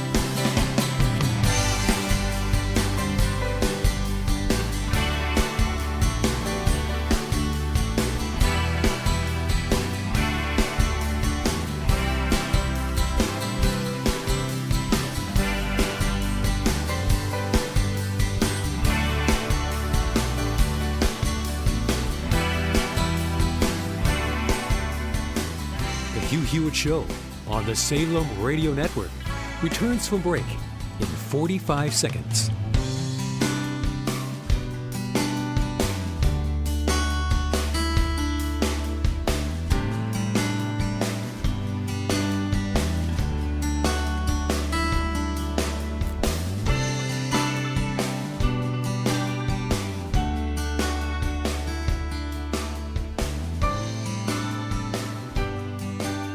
The Hugh Hewitt Show on the Salem Radio Network returns from break in 15 seconds.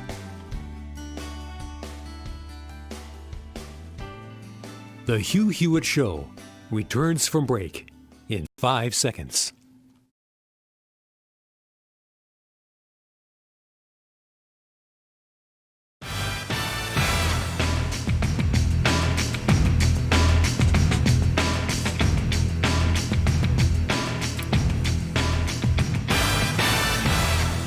We're back on the Hugh Hewitt radio program, broadcasting from remarkably fire-free Southern California, at least this part of Southern California, where we are located in the Relief Factor studio. I'm guest host Kurt Schlichter, holding down the fort while Hugh Hewitt traipses around Madrid or Toledo or Cordoba or wherever he is over in España, partying away while we're here sweating it out in the morning, making things happen. And speaking of making things happen, I've got the co-founder of Axios.com, Mike Allen. Hi, Mike. How are you? Fantastic. And thank you so much for saluting our California friends. As you know, I'm an OC native, back when we called it Orange County, born in Long Beach Memorial Hospital, grew up in Seal Beach, Los Alamitos, Rossmore, that area. So these pictures are just so rending, and we did a feature in Axios PM yesterday pointing out just how personal it is for these firefighters. We found a number of pictures where we saw the firefighters up close, looking the fire in the eye, walking in right up to a burning house, no distance from them, making you realize why the New York Fire Department is called the bravest. Well, look, we love our first responders here in Southern California. Back when I was a Army officer on duty, reserve duty, I commanded about, 1,300 troops in northern San Diego when all northern San Diego was on fire. And some of my troops, had to go and guard, literally were guarding their own neighborhoods. So this is personal for us, and I really appreciate your kind words. Let's move on to politics. I want to get by, the elephant in the room, because I think we know the answer. Would you agree with me that no matter what, the Democrats are going to vote some sort of articles of impeachment?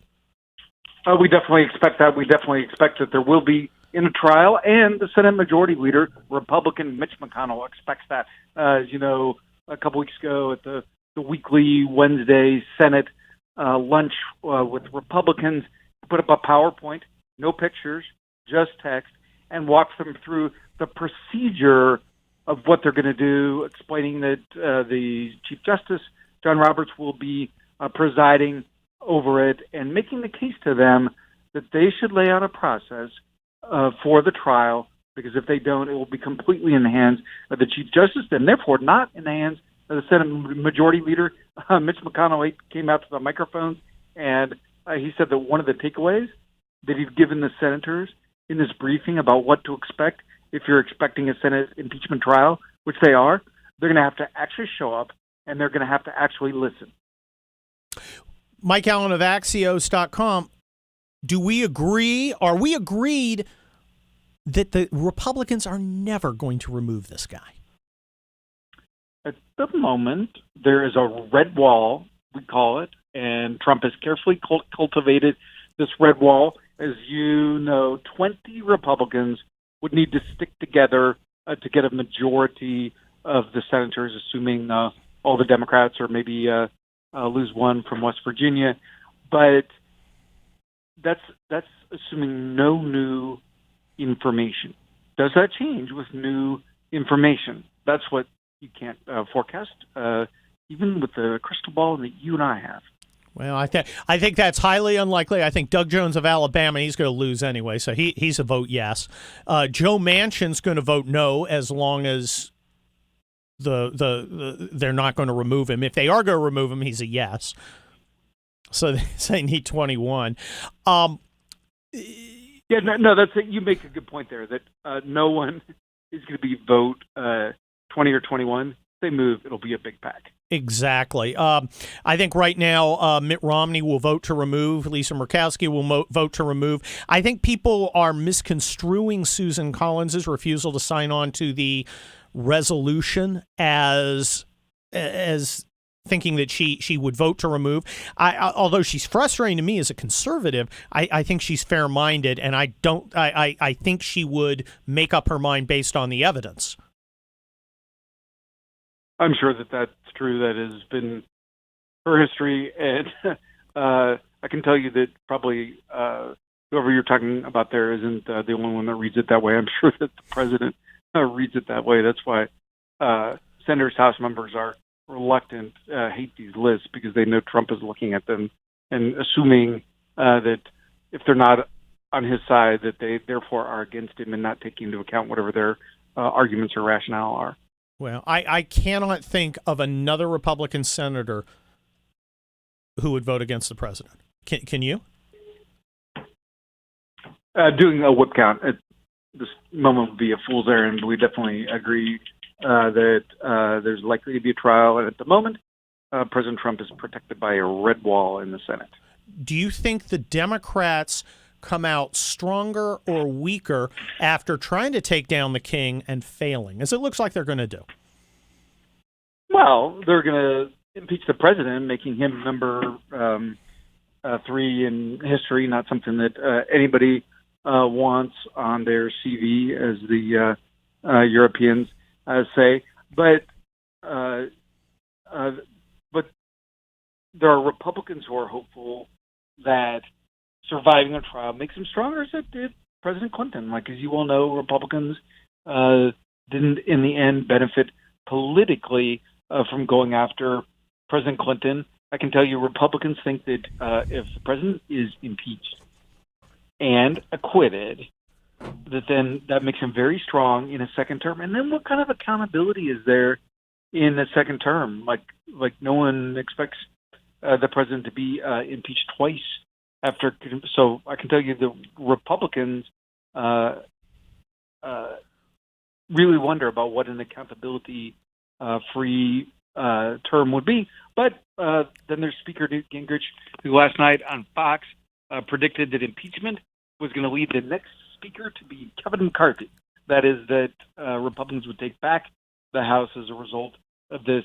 Numerically, that's awful tough, especially with, as you're very familiar with, the exodus of Texas Republican House members retiring, with a surprise retirement yesterday from Congressman Greg Walden, the sole Republican in the Oregon Congressional delegation, top Republican on the very powerful Commerce Committee, and it's because he knows that they're not going to take back power, and it's no fun to be in the minority once you've been chairman, right? Well, but maybe. Now, we know that if the Republicans are going to take back the House, they're going to have to start with swing districts like California's 25th, which just lost Katie Hill after her controversial lifestyle was made public. That's going to be a special election. I think it's going to be essentially World War III. Everybody's watching.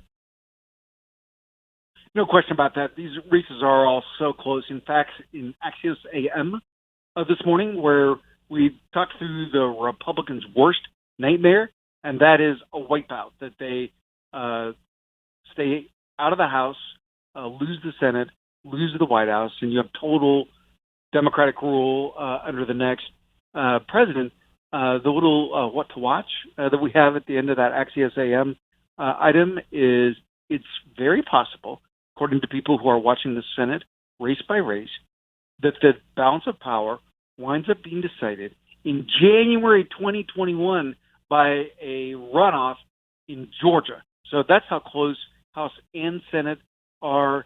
We're reporting this morning that the U.S. Chamber of Commerce is going up on the air in Senate races, the earliest they ever had.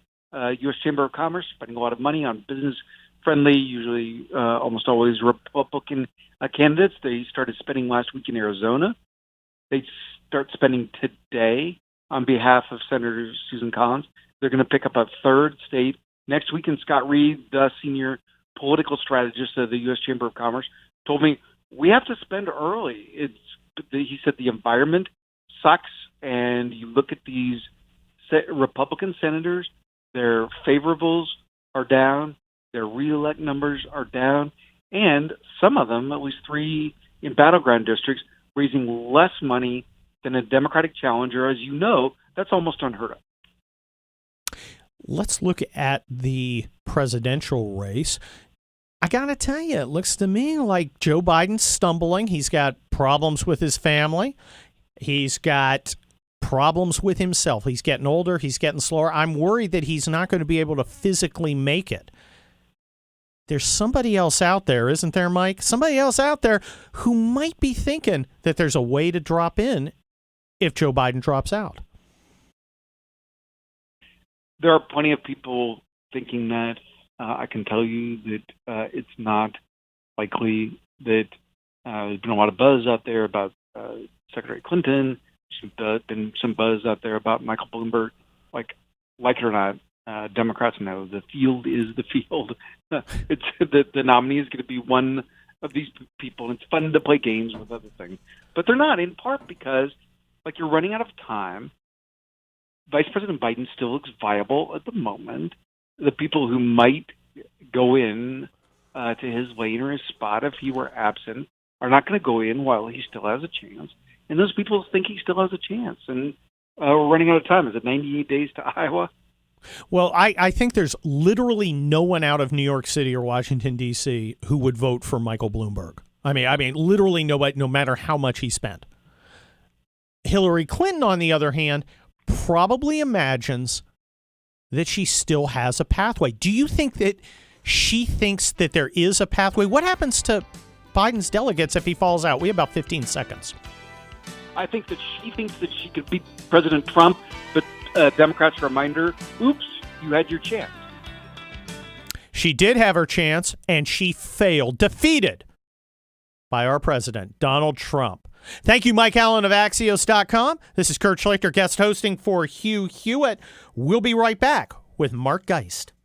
Hi, it's Hugh Hewitt. No matter who is sitting in for me, I do want to remind you about AndrewandTodd.com. AndrewandTodd.com. Take care of everyone who listens to this show. They take care of our guest hosts if they need to get their home refinanced or they want to buy an investment property. Colonel Kurt, Mark Davis, Bob France, all the people who sit in for me, I mean, they're rolling in dough. They do this for hobbies. They're out there. They're big real estate investors like you should be. And if you want to invest in real estate, go to AndrewandTodd.com. Time for you to diversify out of stocks and bonds and cash. Time for you to get an income-producing property. The person who will get you qualified, Andrew Del Rey or Todd Avakian. And you can find them at AndrewandTodd.com. Answer a few questions. Tell them you want to become a real estate investor. They'll be right back to you with the best offer, the best rate. They'll also help you find an agent no matter where you are in the United States. AndrewandTodd.com can also be reached at 877. AndrewandTodd.com can also be reached at 888-888-1172. 888-888-1172. Don't wait another day. AndrewandTodd.com. Time now for ReliefFactor.com, my daily reminder. Even when I am out of the country and traveling, I like to remind people in the country and listening, especially those of you who are commuting this morning, that ReliefFactor.com is your friend. And if you've got an ache and pain this morning, you wish you had taken it, well, today is the day to go to ReliefFactor.com and order the starter pack. I yammer at you every single day, 3 times a day, at the same time every hour that you ought to have taken your relief factor. Now, part of that is just to remind the tens of thousands of you who already have it, not to leave the house without it. But part of it is also to nudge some of you, especially my new markets that are added on every week, that ReliefFactor.com really does work. Icarian and curcumin, resveratrol, and omega, the 4 natural supplements widely recognized as doctors as necessary to your good health. It really does work. It really taken all the guesswork out of it, all the engineering out of it, perfectly designed. 4 supplements, easy to swallow. I take them every day. You ought to join the tens of thousands of people who do as well. ReliefFactor.com, ReliefFactor.com. Get started today.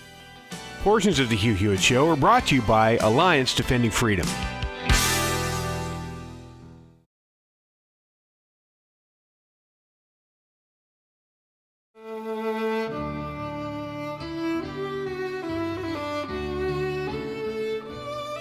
The Hugh Hewitt Show on the Salem Radio Network returns from break in 3 minutes and 15 seconds.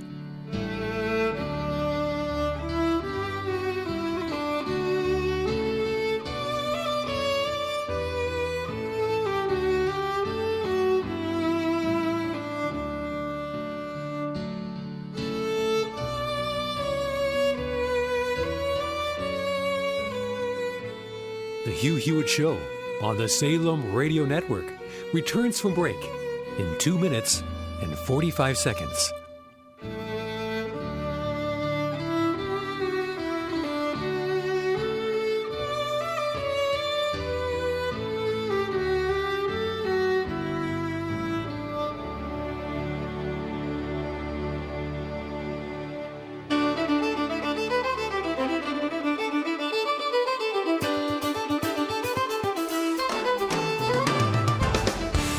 Hugh Hewitt Show on the Salem Radio Network returns from break in 2 minutes and 15 seconds.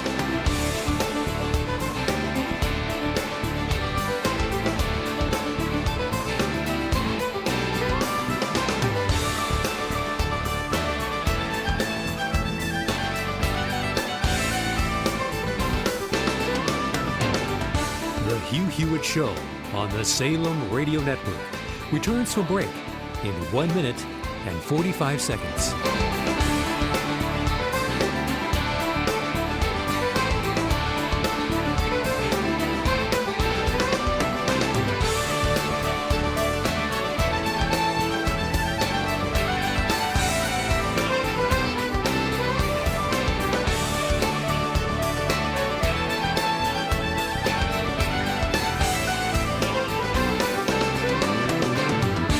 The Hugh Hewitt Show on the Salem Radio Network returns from break in 1 minute and 15 seconds.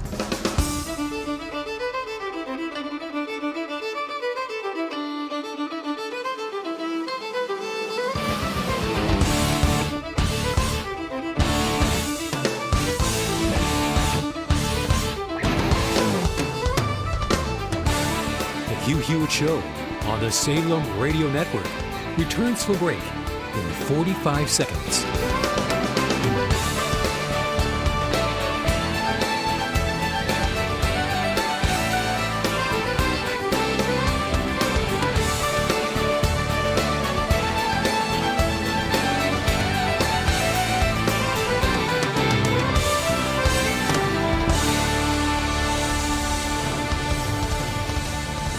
The Hugh Hewitt Show on the Salem Radio Network returns from break in 15 seconds.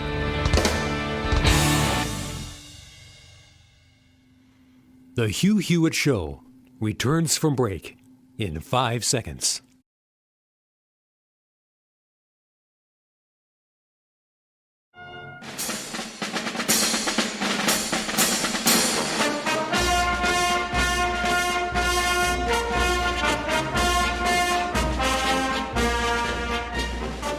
We're back on the Hugh Hewitt radio program with me, Crest host Kurt Schlichter, retired United States Army Colonel, senior columnist at Town Hall, noted trial lawyer in Los Angeles. I am proud to welcome to the Hugh Hewitt radio program Mark Geist, United States Marine, Benghazi hero, but now he's got his greatest kudo. He's an advocate for veterans. Mark, how are you today? Hey, I'm doing great today. How are y'all doing? I'm doing great. I want to get right to Operation 1111 with Veterans Day coming up, because you fought for our country. You helped protect our embassy annex in Benghazi from jihadi attack. Now you're home. Now you're fighting for our veterans. Tell us a little about Operation 1111. Operation 1111 is a phenomenal. I am almost like a partnership between veterans and a private company named Medici, who are wanting to help out veterans on September. Sorry about that. I get caught up on September 11th. I could see how you would. On November 11th, and to help them have access to a whole new technology. It's online medical care, so in a generic sense. You get online, you can download their app, put their information in. They'll verify you're a veteran, and especially for November 11th for Veterans Day, you're going to have free access to getting free consultations, prescriptions across all genre of medicine, and it's free to the veterans for that day. It's phenomenal. Well, that sounds like something great, because our veterans sometimes don't get the care they need. And with this program, this Operation 1111, where can our veterans find out about this? Where can they go to get more information and maybe sign up? It's Medici, MEDICI.MD/veterans. Medici.MD/veterans. Check it out if you're a veteran. Look, Mark, You've been in the fight against jihadis. You've seen what happens. What are your thoughts about what happened this weekend with the Army Delta Force? I want to give a shout out to my own service. For once, it's not those SEALs, huh? No kidding, huh? I know you're a Marine. The only guys who have better PR in the military than the Marines are the SEALs. It's got a grade on you. I know it does me. What do you think of that operation? I tell you, it's phenomenal. I got to run into some guys, some friends and some operators, talk with them about it out here in Chicago. I'm out here for International Association of Chiefs of Police. Everyone is just proud as heck of the guys, proud of that dog. I've got my own service dog. I know how they help us out and protect us overseas, and that was just phenomenal. It was a phenomenal raid, taking out a person, who was very, if you use the president's terms, very, very bad. This guy, he needed to be taken out. He needed to be eliminated, and that stain needed to be wiped away from this earth. Look, in my own military service, I was often so far in the rear you'd have to send bullets by FedEx to hit me. But you've been up there at the tip of the spear. When you're about to go on one of these missions, when it's about to go down, you've done your planning, you've done your rehearsal, you got your op order, you know your part. What are you feeling? What were those Delta guys feeling when it was time to go in? You're just going over, because you're going over everything in your head. What's going to be happening? How you're going to react? I call it task saturation. Things are going to be coming at you. You're going to have to make decisions, decide on what's going to happen quick, take care of that, move on to the next problem. And you're going to be there for the guys to your left and right, and you're really looking forward to getting this done, getting back, and then making sure that your family knows that you're okay and alive. Because these guys have a lot of family back home, and they don't always know what they're doing. They don't know always where they're at. And thank goodness for the wives and the children that are so strong in that foundation that help our veterans as they're serving abroad. A lot of times they don't get mentioned enough, and that's why I got to give a shout out to them, because without them and without what we stand for, a lot of this stuff in the country wouldn't be what it is today. Well, that's certainly true, and you're doing your part with Operation 1111 from Medici. That's Medici, MEDICI.MD/vet or veterans? Veterans. Veterans in plural. Veterans, plural, and people can start getting the care that they need. Let me ask you one more thing. The war against Islamic terrorism seems to go on and on. Do you have any doubt who's going to prevail in the end? Well, I have no doubt whatsoever, and because of two reasons. Is one, our current president, he loves to win, and he is going to do everything to win, and it may not be as conventional or as most people think it should be, but I don't think there's anything that is done, especially on the strategic element and especially this thing with Syria and Turkey, that wasn't planned, wasn't coordinated, and for a bigger purpose than what we saw. Well, I appreciate it, Mark Geist. Operation 1111 from Medici.md.veterans. Check it out. This is Kurt Schlichter, guest hosting for Hugh Hewitt. Be right back.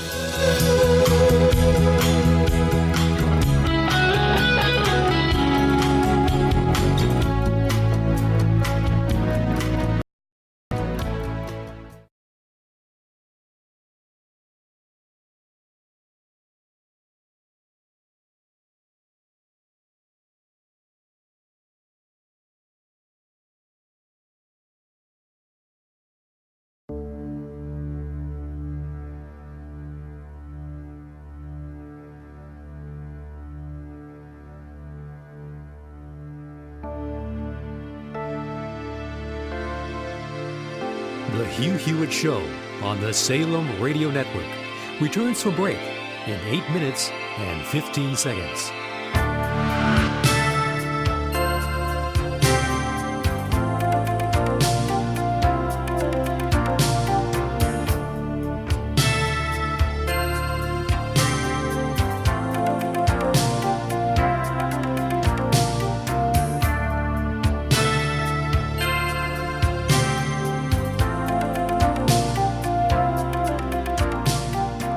Hugh Hewitt Show on the Salem Radio Network returns from break in 7 minutes and 45 seconds.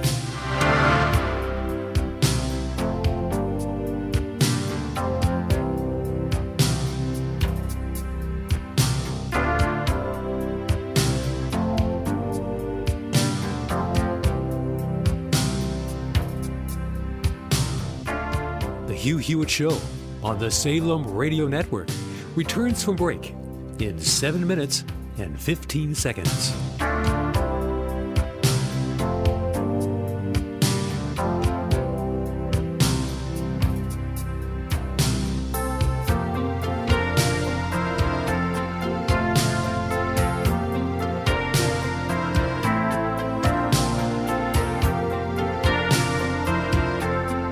The Hugh Hewitt Show on the Salem Radio Network returns from break in 6 minutes and 45 seconds.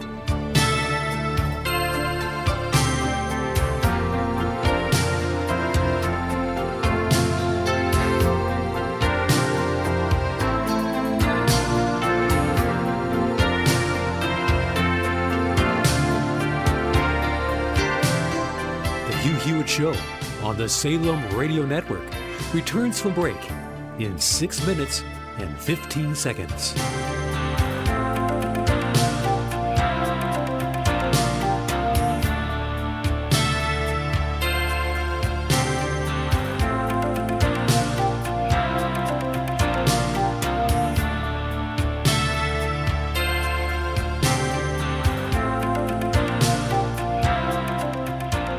The Hugh Hewitt Show on the Salem Radio Network returns from break in 5 minutes and 45 seconds.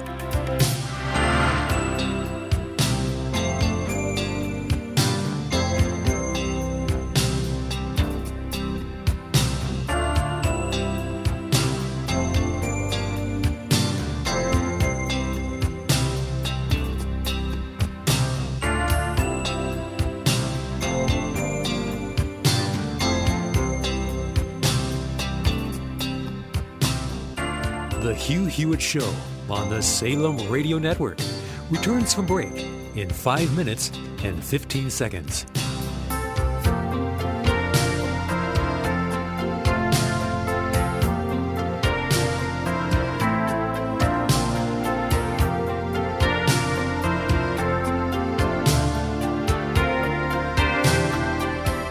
The Hugh Hewitt Show on the Salem Radio Network returns from break in 4 minutes and 45 seconds.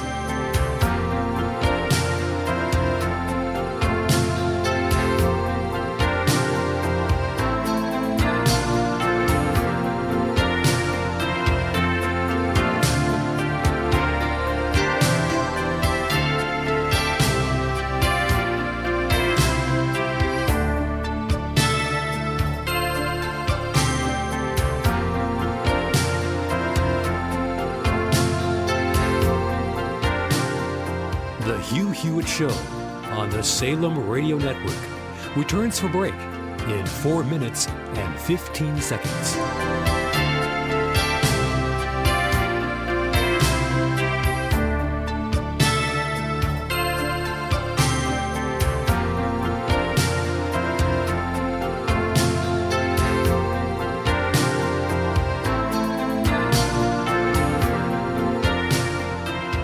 The Hugh Hewitt Show on the Salem Radio Network returns from break in 3 minutes and 45 seconds.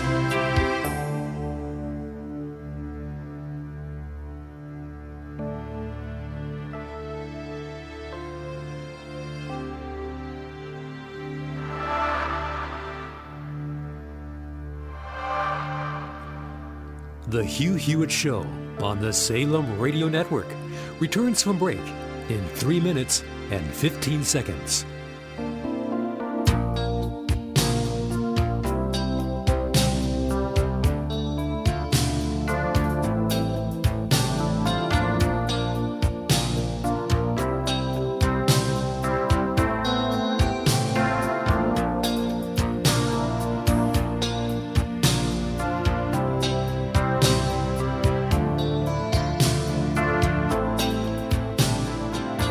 The Hugh Hewitt Show on the Salem Radio Network returns from break in 2 minutes and 45 seconds.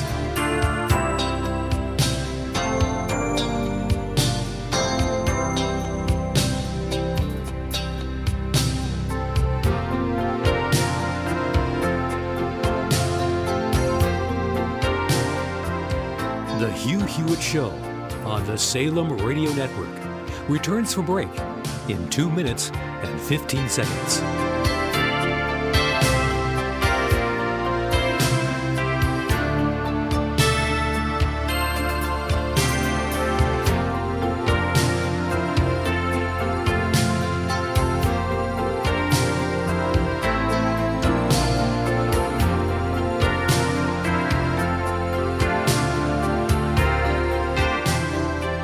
The Hugh Hewitt Show on the Salem Radio Network returns from break in 1 minute and 45 seconds.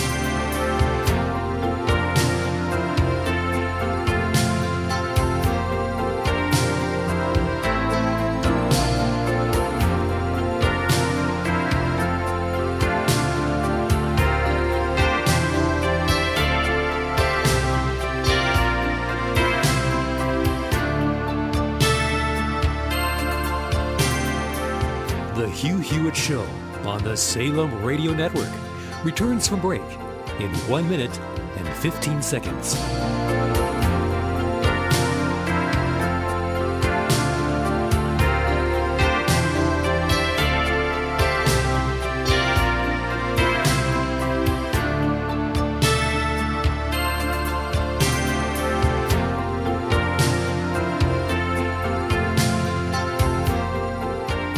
The Hugh Hewitt Show on the Salem Radio Network returns from break in 45 seconds.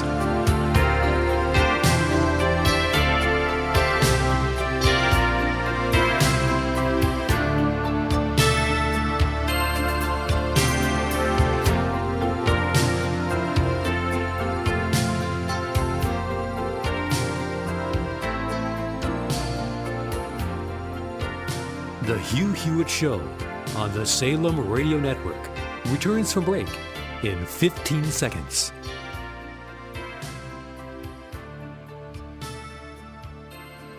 The Hugh Hewitt Show returns from break in 5 seconds.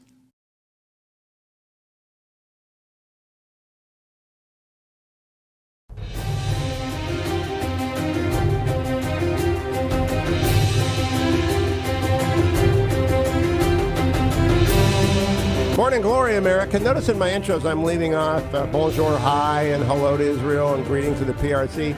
Kurt doesn't really like them. He doesn't. He's just an American, and he just wants to talk to the Americans. So to my broad audience, listen, you'll get through this because he's a wonderful host. Otherwise, you have to agree with me. And I deeply appreciate his being there. Take it away, Colonel Kurt Schlichter. Thank you, Hugh Hewitt, who's traveling over in Spain. I am Kurt Schlichter, senior columnist at Town Hall, noted Los Angeles trial lawyer, retired United States Army colonel. And I want to clarify something. I do send my greetings to the great state of Israel. The rest of you foreigners, buzz off. Hey, you been looking at the news? Because if you had, you've been disturbed. Because I saw some photos that came out, some news that came out, broken by Red State's own Jen Van Laar, friend of mine, friend of the show, about California 25th Congressional District Congresswoman Katie Hill. Except she's not a congresswoman anymore. She's resigned because of her, let's just say, controversial lifestyle choices and other choices. See, I think there's got to be more than we've seen because, you know, with the kind of triad thruple thing and the bongs and the weird tattoos and the naked hair brushing stuff. Look, this is California. That you can get beyond. There's got to be something else out there. In any case, Nancy Pelosi said, "You are done." And boot, she was gone, leaving a seat wide open, a seat that the Republicans must take back if they're going to take Congress, and the Democrats must hold if they're going to keep the House of Representatives. This was a swing seat. The Democrats grabbed it in 2018 after decades as a Republican stronghold. How are Republicans going to get it back? Well, by nominating a candidate like my next guest. My next guest is Mike Garcia, Navy fighter pilot, business executive, and he's running in the 25th District. Mike, are you a little overwhelmed? Actually, not at all. We've been at this now for 10 months, and the campaign's on, hitting on 8 cylinders. And frankly, I've known since the election last year that she was a flawed candidate with all the personal challenges and everything surrounding her recently with all the drama. Even without all of that, I didn't think she was a qualified member of Congress. So we've been gearing up and getting ready for this fight. It's accelerating quicker than we had anticipated, but the amount of support that we're getting in the wake of all this has been tremendous. So we're certainly ready for this.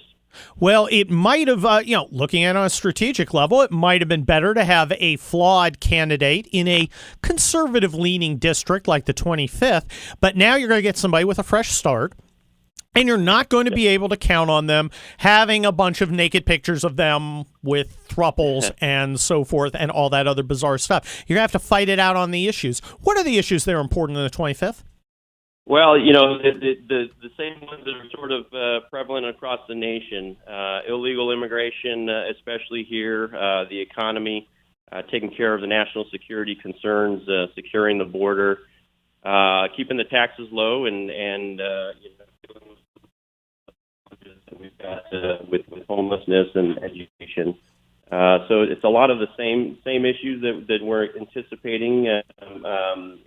We do have a new candidate, but I'm ready. I think we've got the high ground on most of the issues, and the bottom line is, we don't want to see what's happened in our state here. Well, you seem to be breaking up a little, Mike. Maybe you can hear me now. Everybody's going to be watching. This is a must-take swing district. This is the kind of district Republicans have to take back. We've seen what happened in other special elections over the last year or so with huge amounts of coverage. You're going to get every eyeball in America on you. Every reporter's going to want to fly to L.A. to come cover you because you're just north of Los Angeles. Every movie star is going to come down from the Hollywood Hills and come up and start bothering your constituents out at, in the Whole Foods parking lot. Are you ready for this?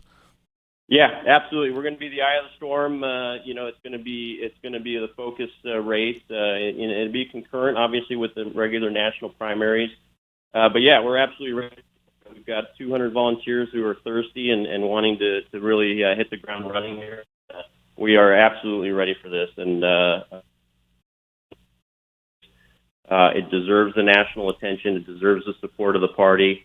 And of all candidates, I'm ready. Of all campaigns, we're ready, and we are set up perfectly for this right now. We've got a large donor base of about 3,500 donors. The endorsements of Governor Pete Wilson, Congressman Gallagher, and we're absolutely and geared up to do this.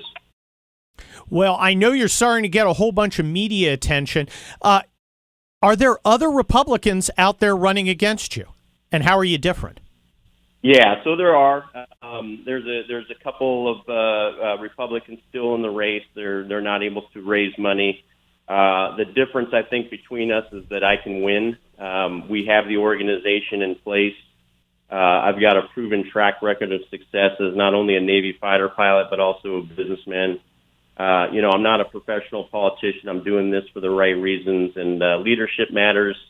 Experience matters. The why you're running and what you believe in matters. And we've got the infrastructure, we've got the volunteers, we've got the donation base, and we are on profile here, exactly where I wanted to be at this point in the race. And the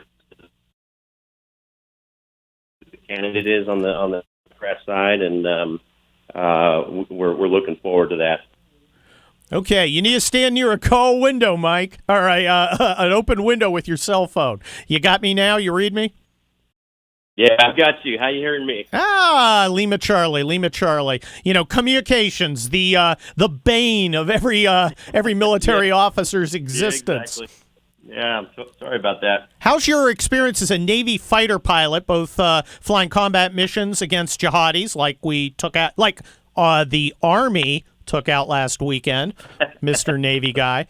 That's right. How is being a officer, a pilot, a leader going to help you in this campaign? Well, I think folks like us are used to the friction. We're used to the chaos, the fog of war, if you will.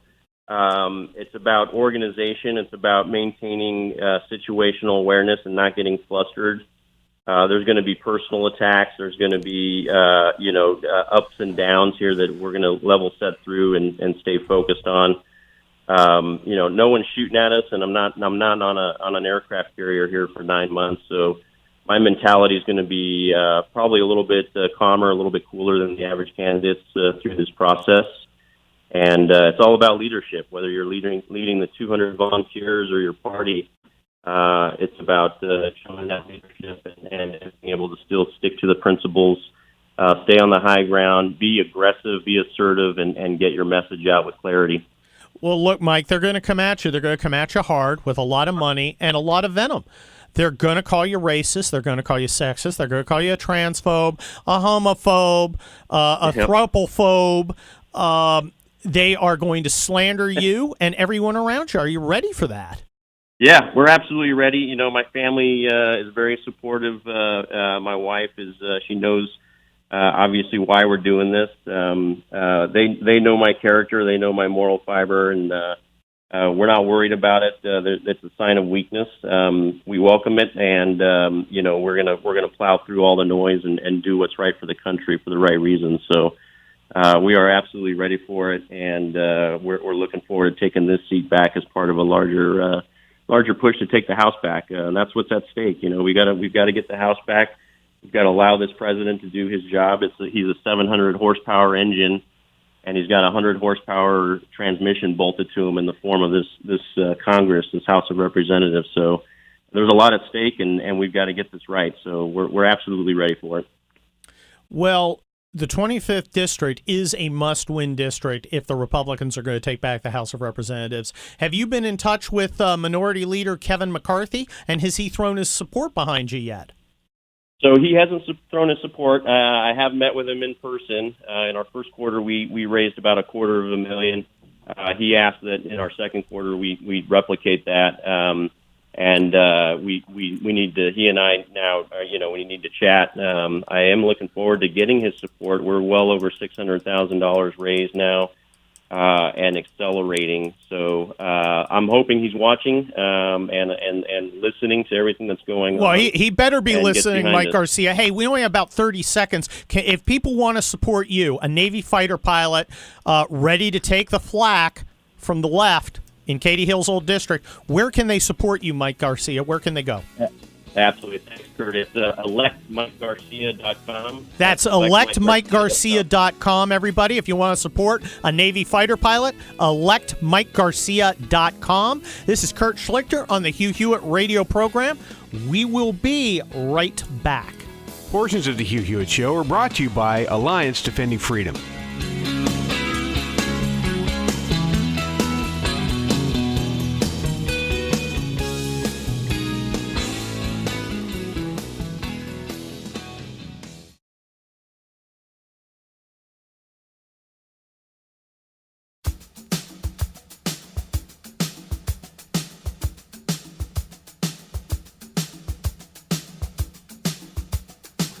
The Hugh Hewitt Show on the Salem Radio Network returns for break in 4 minutes and 15 seconds.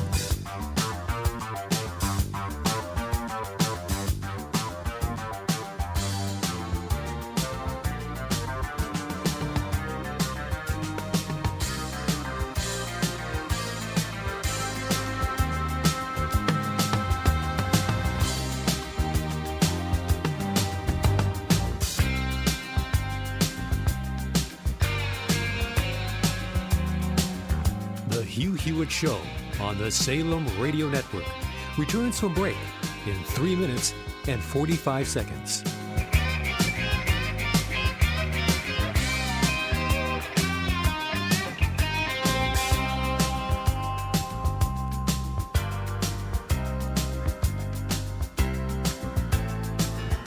The Hugh Hewitt Show on the Salem Radio Network returns from break in 3 minutes and 15 seconds.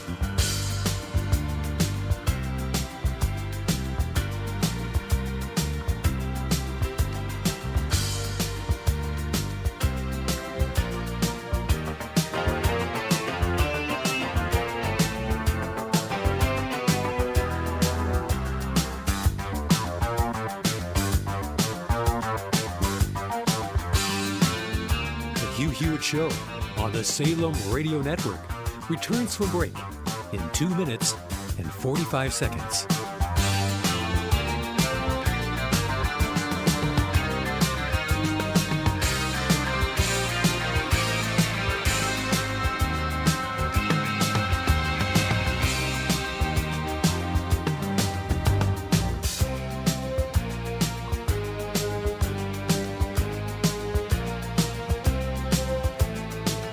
The Hugh Hewitt Show on the Salem Radio Network returns from break in 2 minutes and 15 seconds.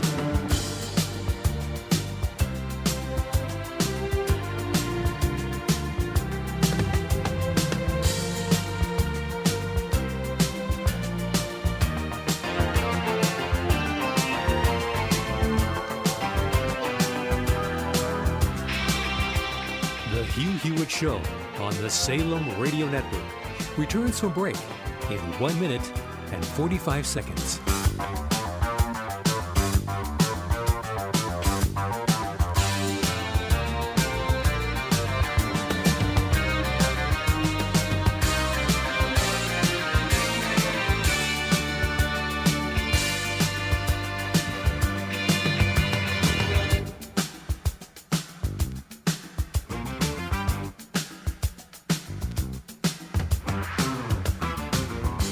The Hugh Hewitt Show on the Salem Radio Network returns from break in 1 minute and 15 seconds.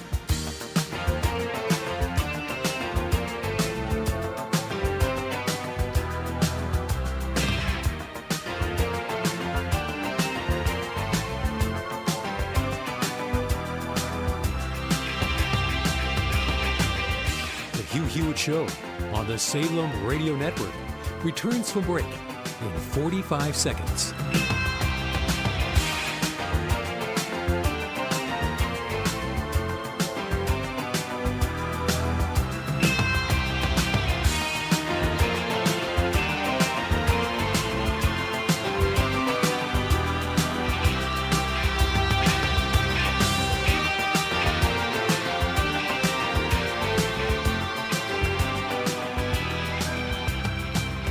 The Hugh Hewitt Show on the Salem Radio Network returns from break in 15 seconds.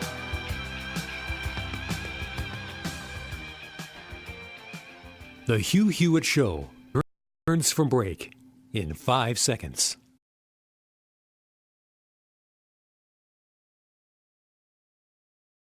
And he can see no reasons, cause there are no reasons. What reason do you need to be shown? Tell me why I don't like Mondays. Tell me why I don't. This is Kurt Schlichter. We're back on the Hugh Hewitt radio program. And there's some I got to talk to you about, something important. Alliance Defending Freedom. Look, we're in the final 3 days of our campaign to support ADF's and its groundbreaking work fighting for your religious freedom. You can go make your donation at hughhewitt.com, or you can call toll-free 866-700-1060. That's 866-700-1060.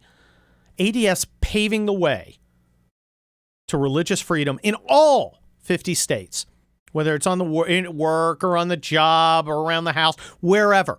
And whoever you are, Christian, Jew, whatever, Muslim, atheist, Zoroastrian, it doesn't matter. Religious freedom. Druze. I'm sorry? Druze. Druze, D-R-U-Z-E, or Druid, D-R-U-I-D. Look, the ADF doesn't care. Religious freedom is vital because when one person loses his religious liberty, everyone loses his religious liberty. Your tax-deductible contribution can help in that fight. Alliance Defending Freedom attorney Matt Sharp's fired up about the donations raised so far.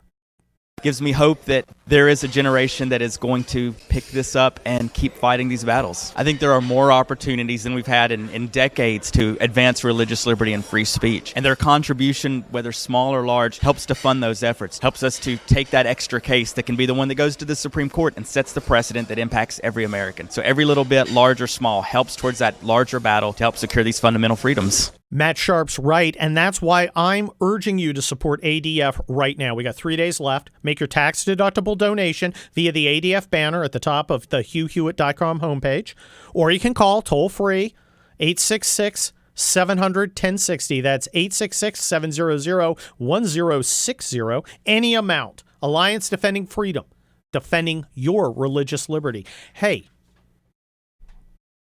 I got questions about this impeachment stuff. Big questions.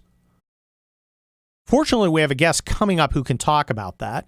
We got Lee Zeldin, Congressman Lee Zeldin, who has been a stalwart. But let me play you some to pique your interest, if you will. Cut 19.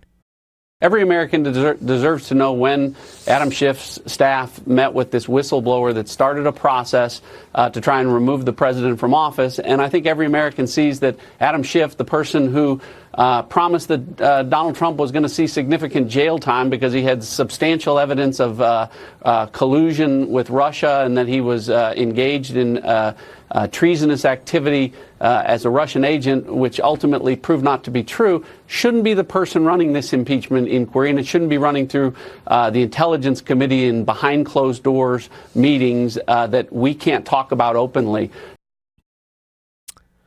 Does it bother you that the Democrats decide to invest this little weasel, Adam Schiff, with the power to conduct this kangaroo court impeachment inquiry?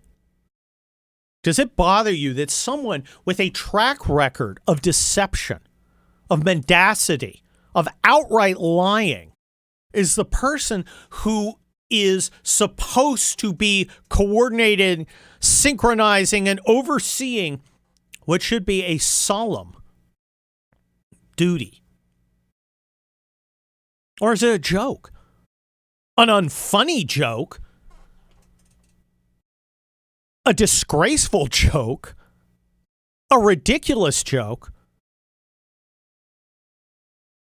I think it's the latter. I think, look, how can you ask to be taken seriously if you say, look, we are going to tell the American people that the guy they elected president can no longer be president, that their voice will no longer be heard, that we are going to overrule them and cancel their ballot box decision. And we don't do this lightly. We don't do this without great trepidation and great solemnity. And that's why we're seeking out Adam Schiff. Because if you want credibility, if you want people to go, oh, this is straight up, this is legit, you seek out Adam Schiff. Yeah, that's not a thing. We'll be back on the Hugh Hewitt radio program with Congressman Lee Zeldin. I'm guest host Kurt Schlichter. Stick around.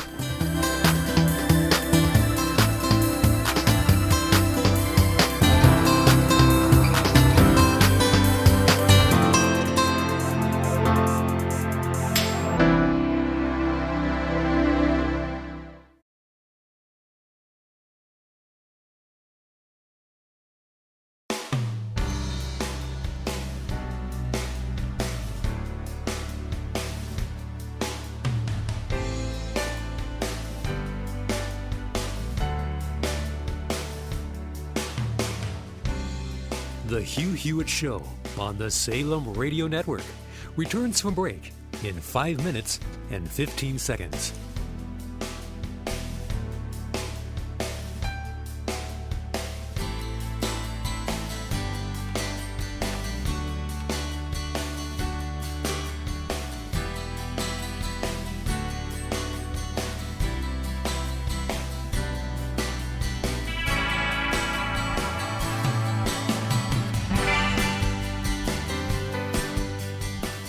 Hugh Hewitt Show on the Salem Radio Network returns from break in 4 minutes and 45 seconds.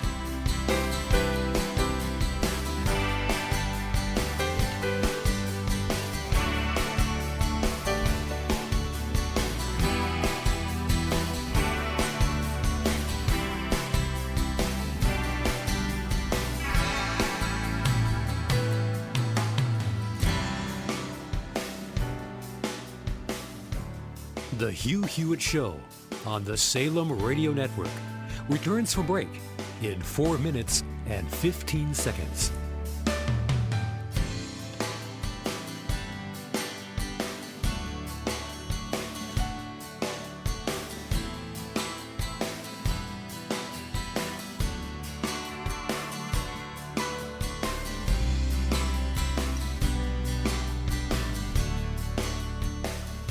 The Hugh Hewitt Show on the Salem Radio Network returns from break in 3 minutes and 45 seconds.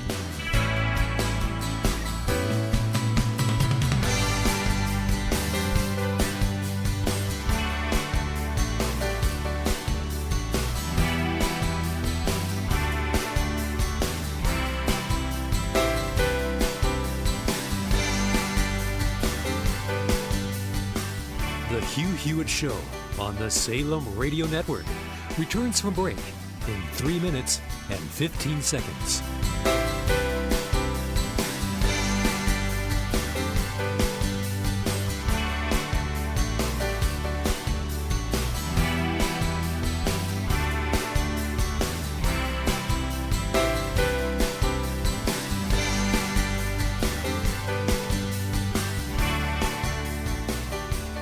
Hugh Hewitt Show on the Salem Radio Network returns from break in 2 minutes and 45 seconds.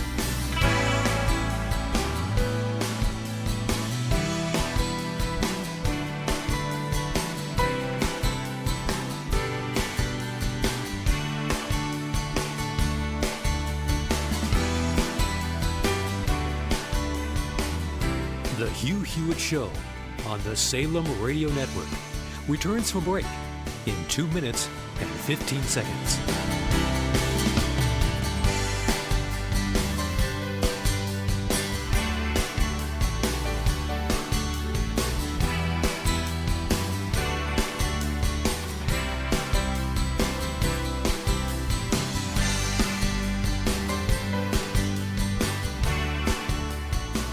The Hugh Hewitt Show on the Salem Radio Network returns from break in 1 minute and 45 seconds.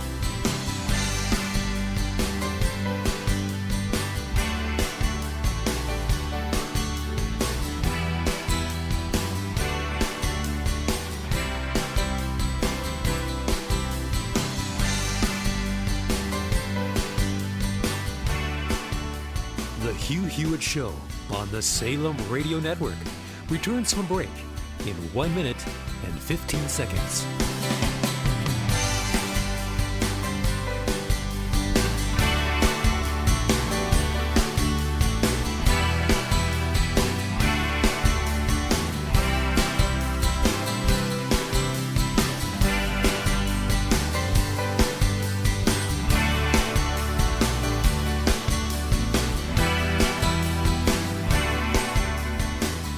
Hugh Hewitt Show on the Salem Radio Network returns from break in 45 seconds.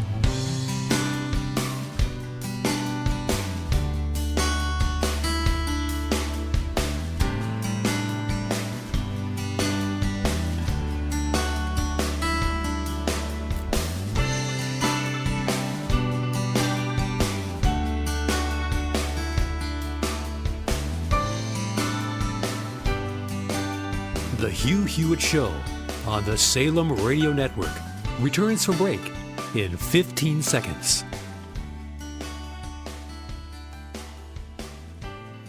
The Hugh Hewitt Show returns from break in 5 seconds.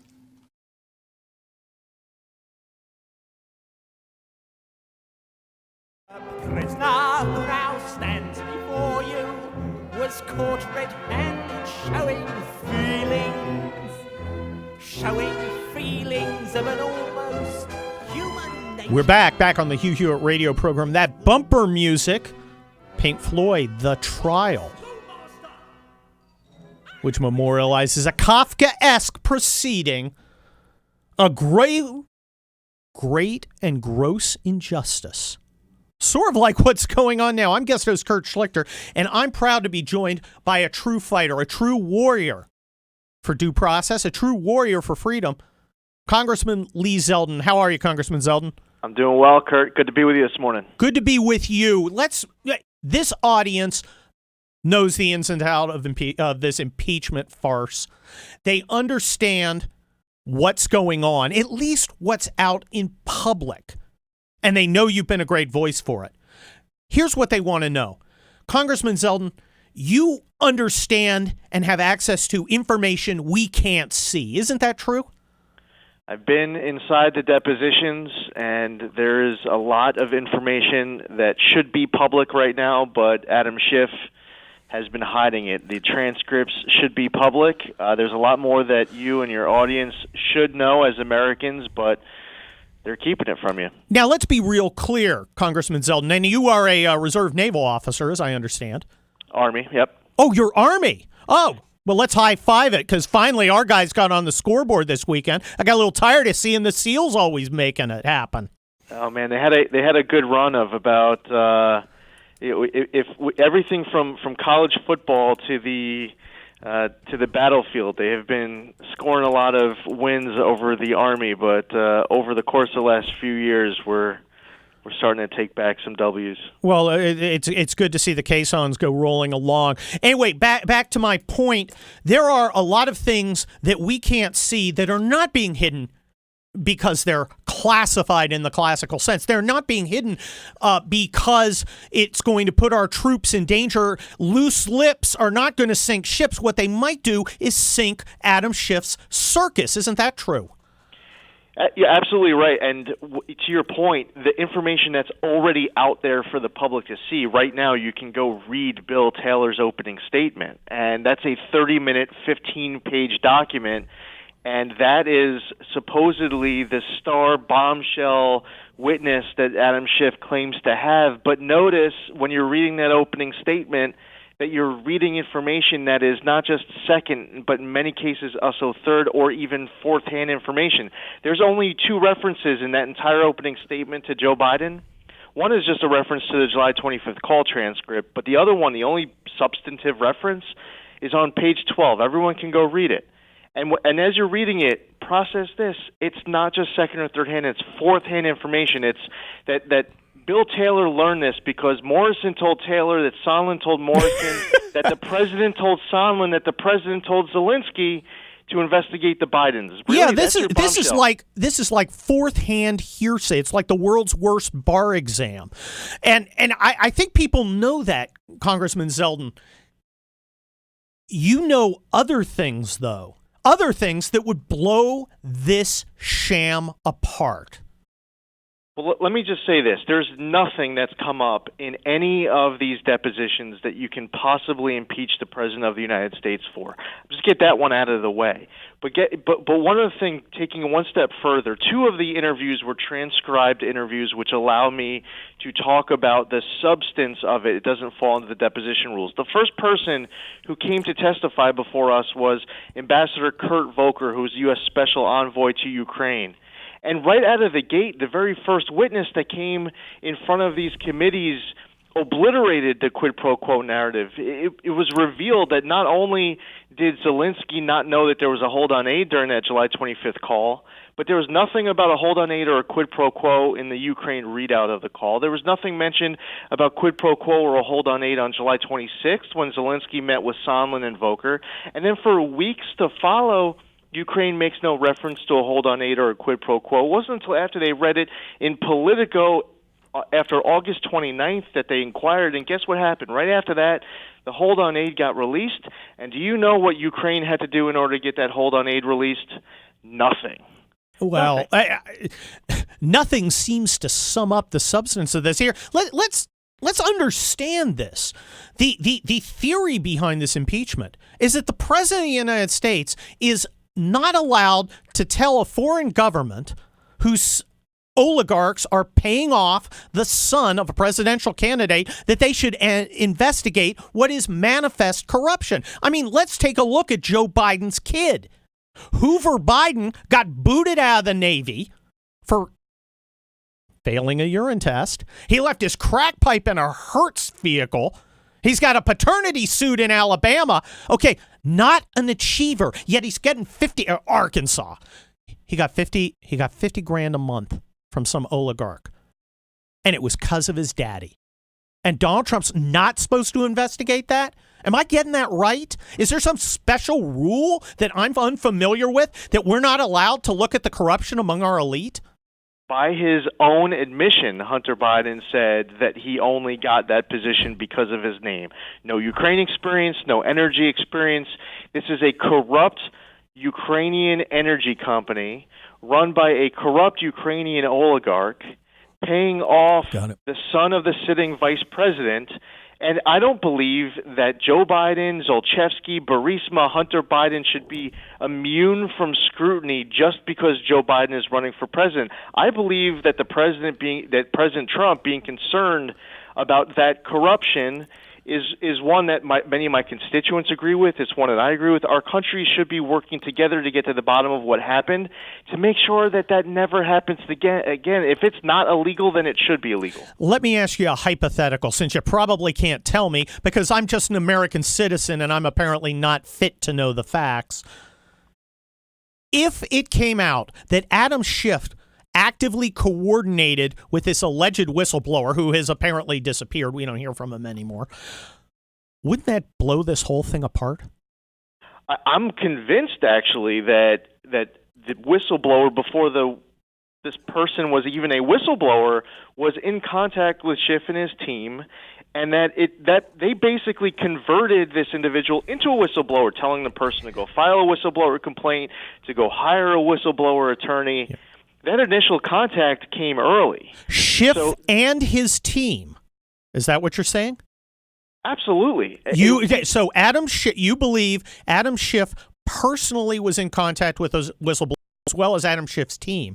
Doesn't that make this a setup? We have a lot of questions as to how many contacts took place, when they took place, who they took place with. But what we know for sure is that he and his team were in contact with the whistleblower before there was even a whistleblower complaint, before a whistleblower attorney. When Adam Schiff went on national TV and was asked, would you like to be in touch with the whistleblower? And he said, have you been in touch with the whistleblower? And he said, no, but we would like to be. We know that was a lie. But as far as whether it was it was him or it was one or two or more of his staffers, where they were meeting, what they were talking about, how involved they were in the drafting of the complaint, all of that right now are huge question marks. But this is the reason why. This is really the main reason why Adam Schiff is hiding the whistleblower all of a sudden is because we have important questions to ask of the whistleblower and people who are listed as anonymous in the whistleblower complaint.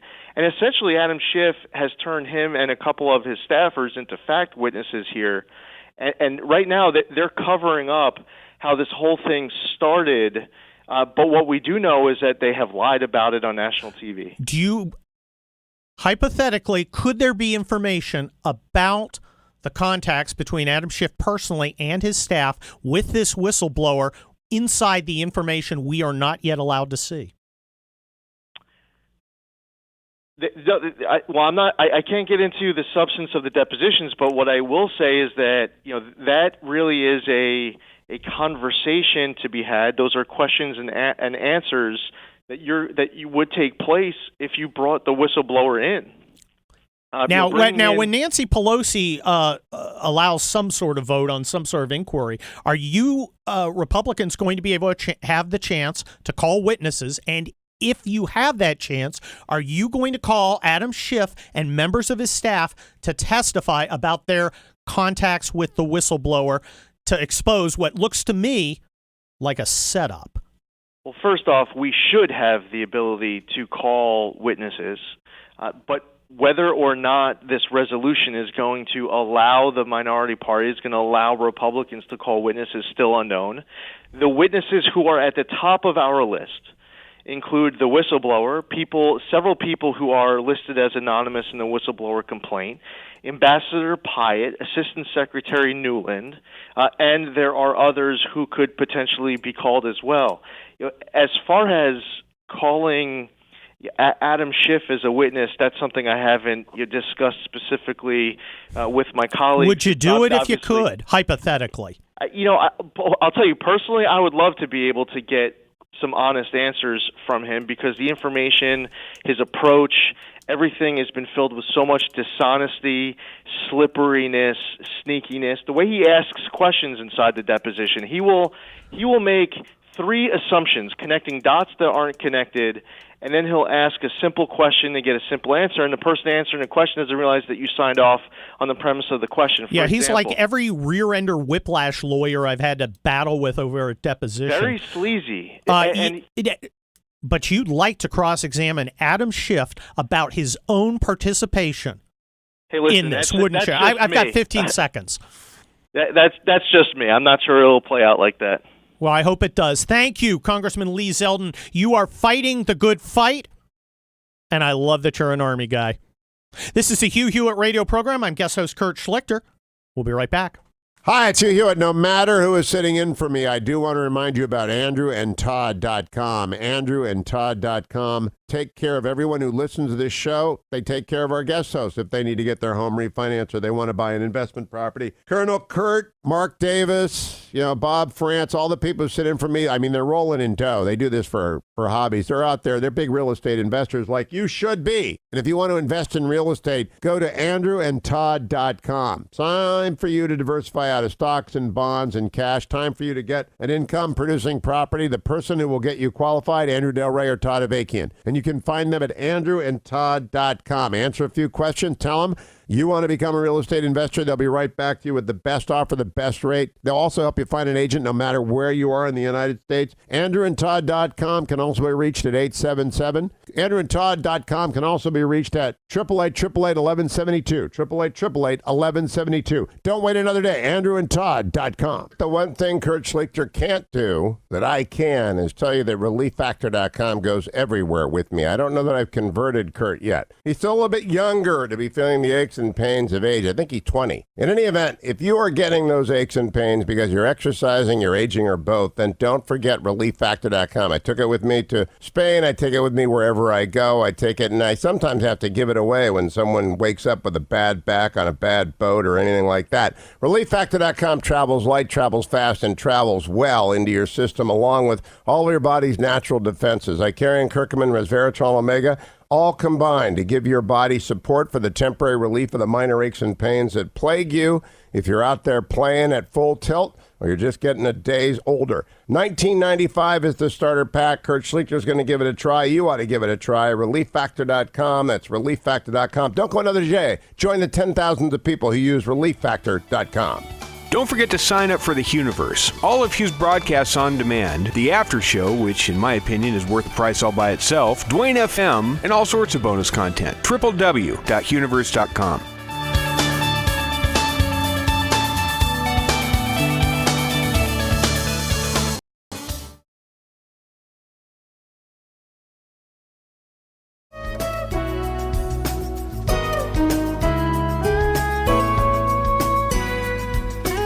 The Hugh Hewitt Show on the Salem Radio Network returns from break in 3 minutes and 15 seconds.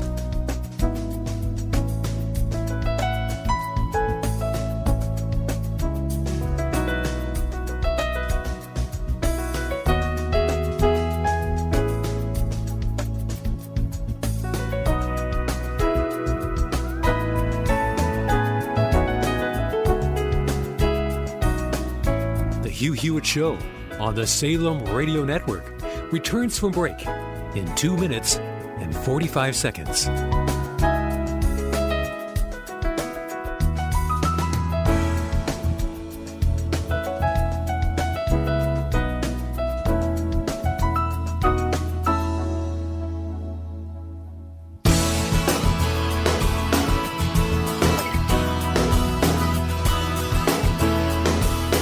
The Hugh Hewitt Show on the Salem Radio Network returns from break in 2 minutes and 15 seconds.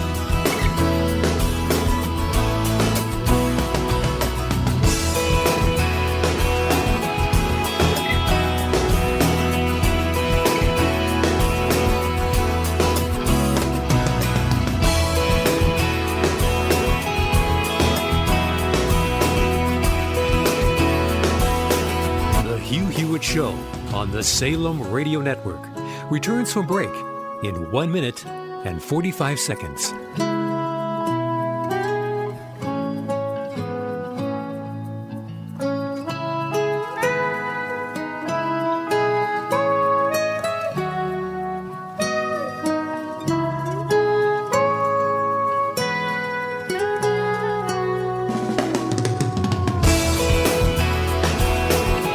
Hugh Hewitt Show on the Salem Radio Network returns from break in 1 minute and 15 seconds.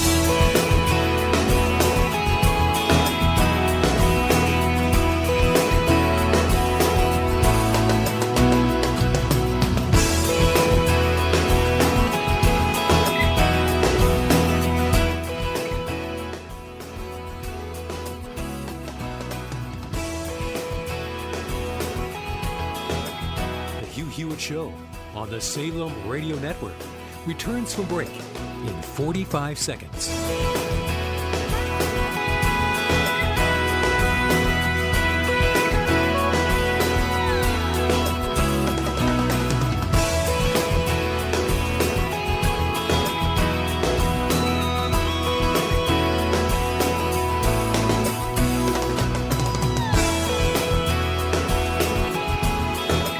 Hugh Hewitt Show on the Salem Radio Network returns from break in 15 seconds.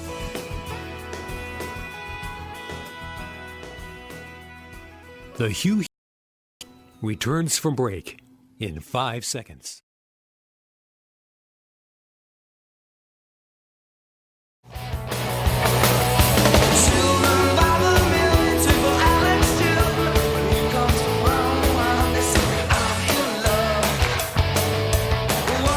We're back on the Hugh Hewitt radio program. This is Kurt Schlichter, live from the Relief Factor studio in beautiful Southern California.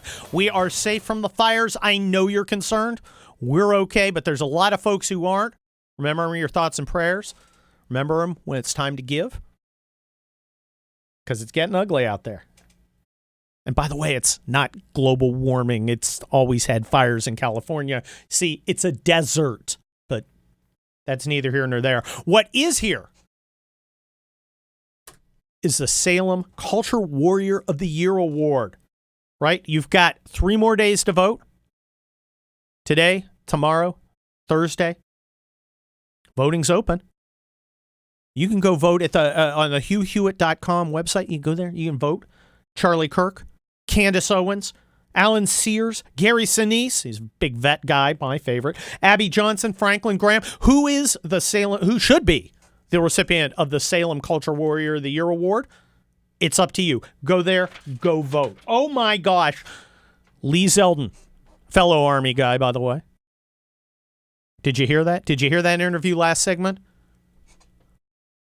I think we know where this is going. Let's hear what his colleague John Ratcliffe had to say. Cut number 19. Every American deserves to know when Adam Schiff's staff met with this whistleblower that started a process to try and remove the president from office. And I think every American sees that Adam Schiff, the person who promised that Donald Trump was going to see significant jail time because he had substantial evidence of collusion with Russia and that he was engaged in treasonous activity as a Russian agent, which ultimately proved not to be true, shouldn't be the person running this impeachment inquiry, and it shouldn't be running through the Intelligence Committee and behind closed doors meetings that we can't talk about openly. We've got this secret process. We've got this star chamber with secret information you and I can't see. Congressman Zeldin can see it.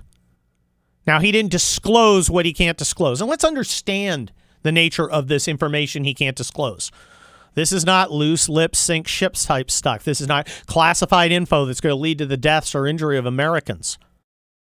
This is simply stuff that the Democrats don't want you to know because it undermines their whole bogus narrative. Now, we made some news last segment because Congressman Zeldin could say what we've all been thinking. It seems he believes there's a substantial chance that not only did Adam Schiff's staff meet with the whistleblower before this all started, but that the whistleblower himself may have met with Adam Schiff before this all came down, leading to the inescapable conclusion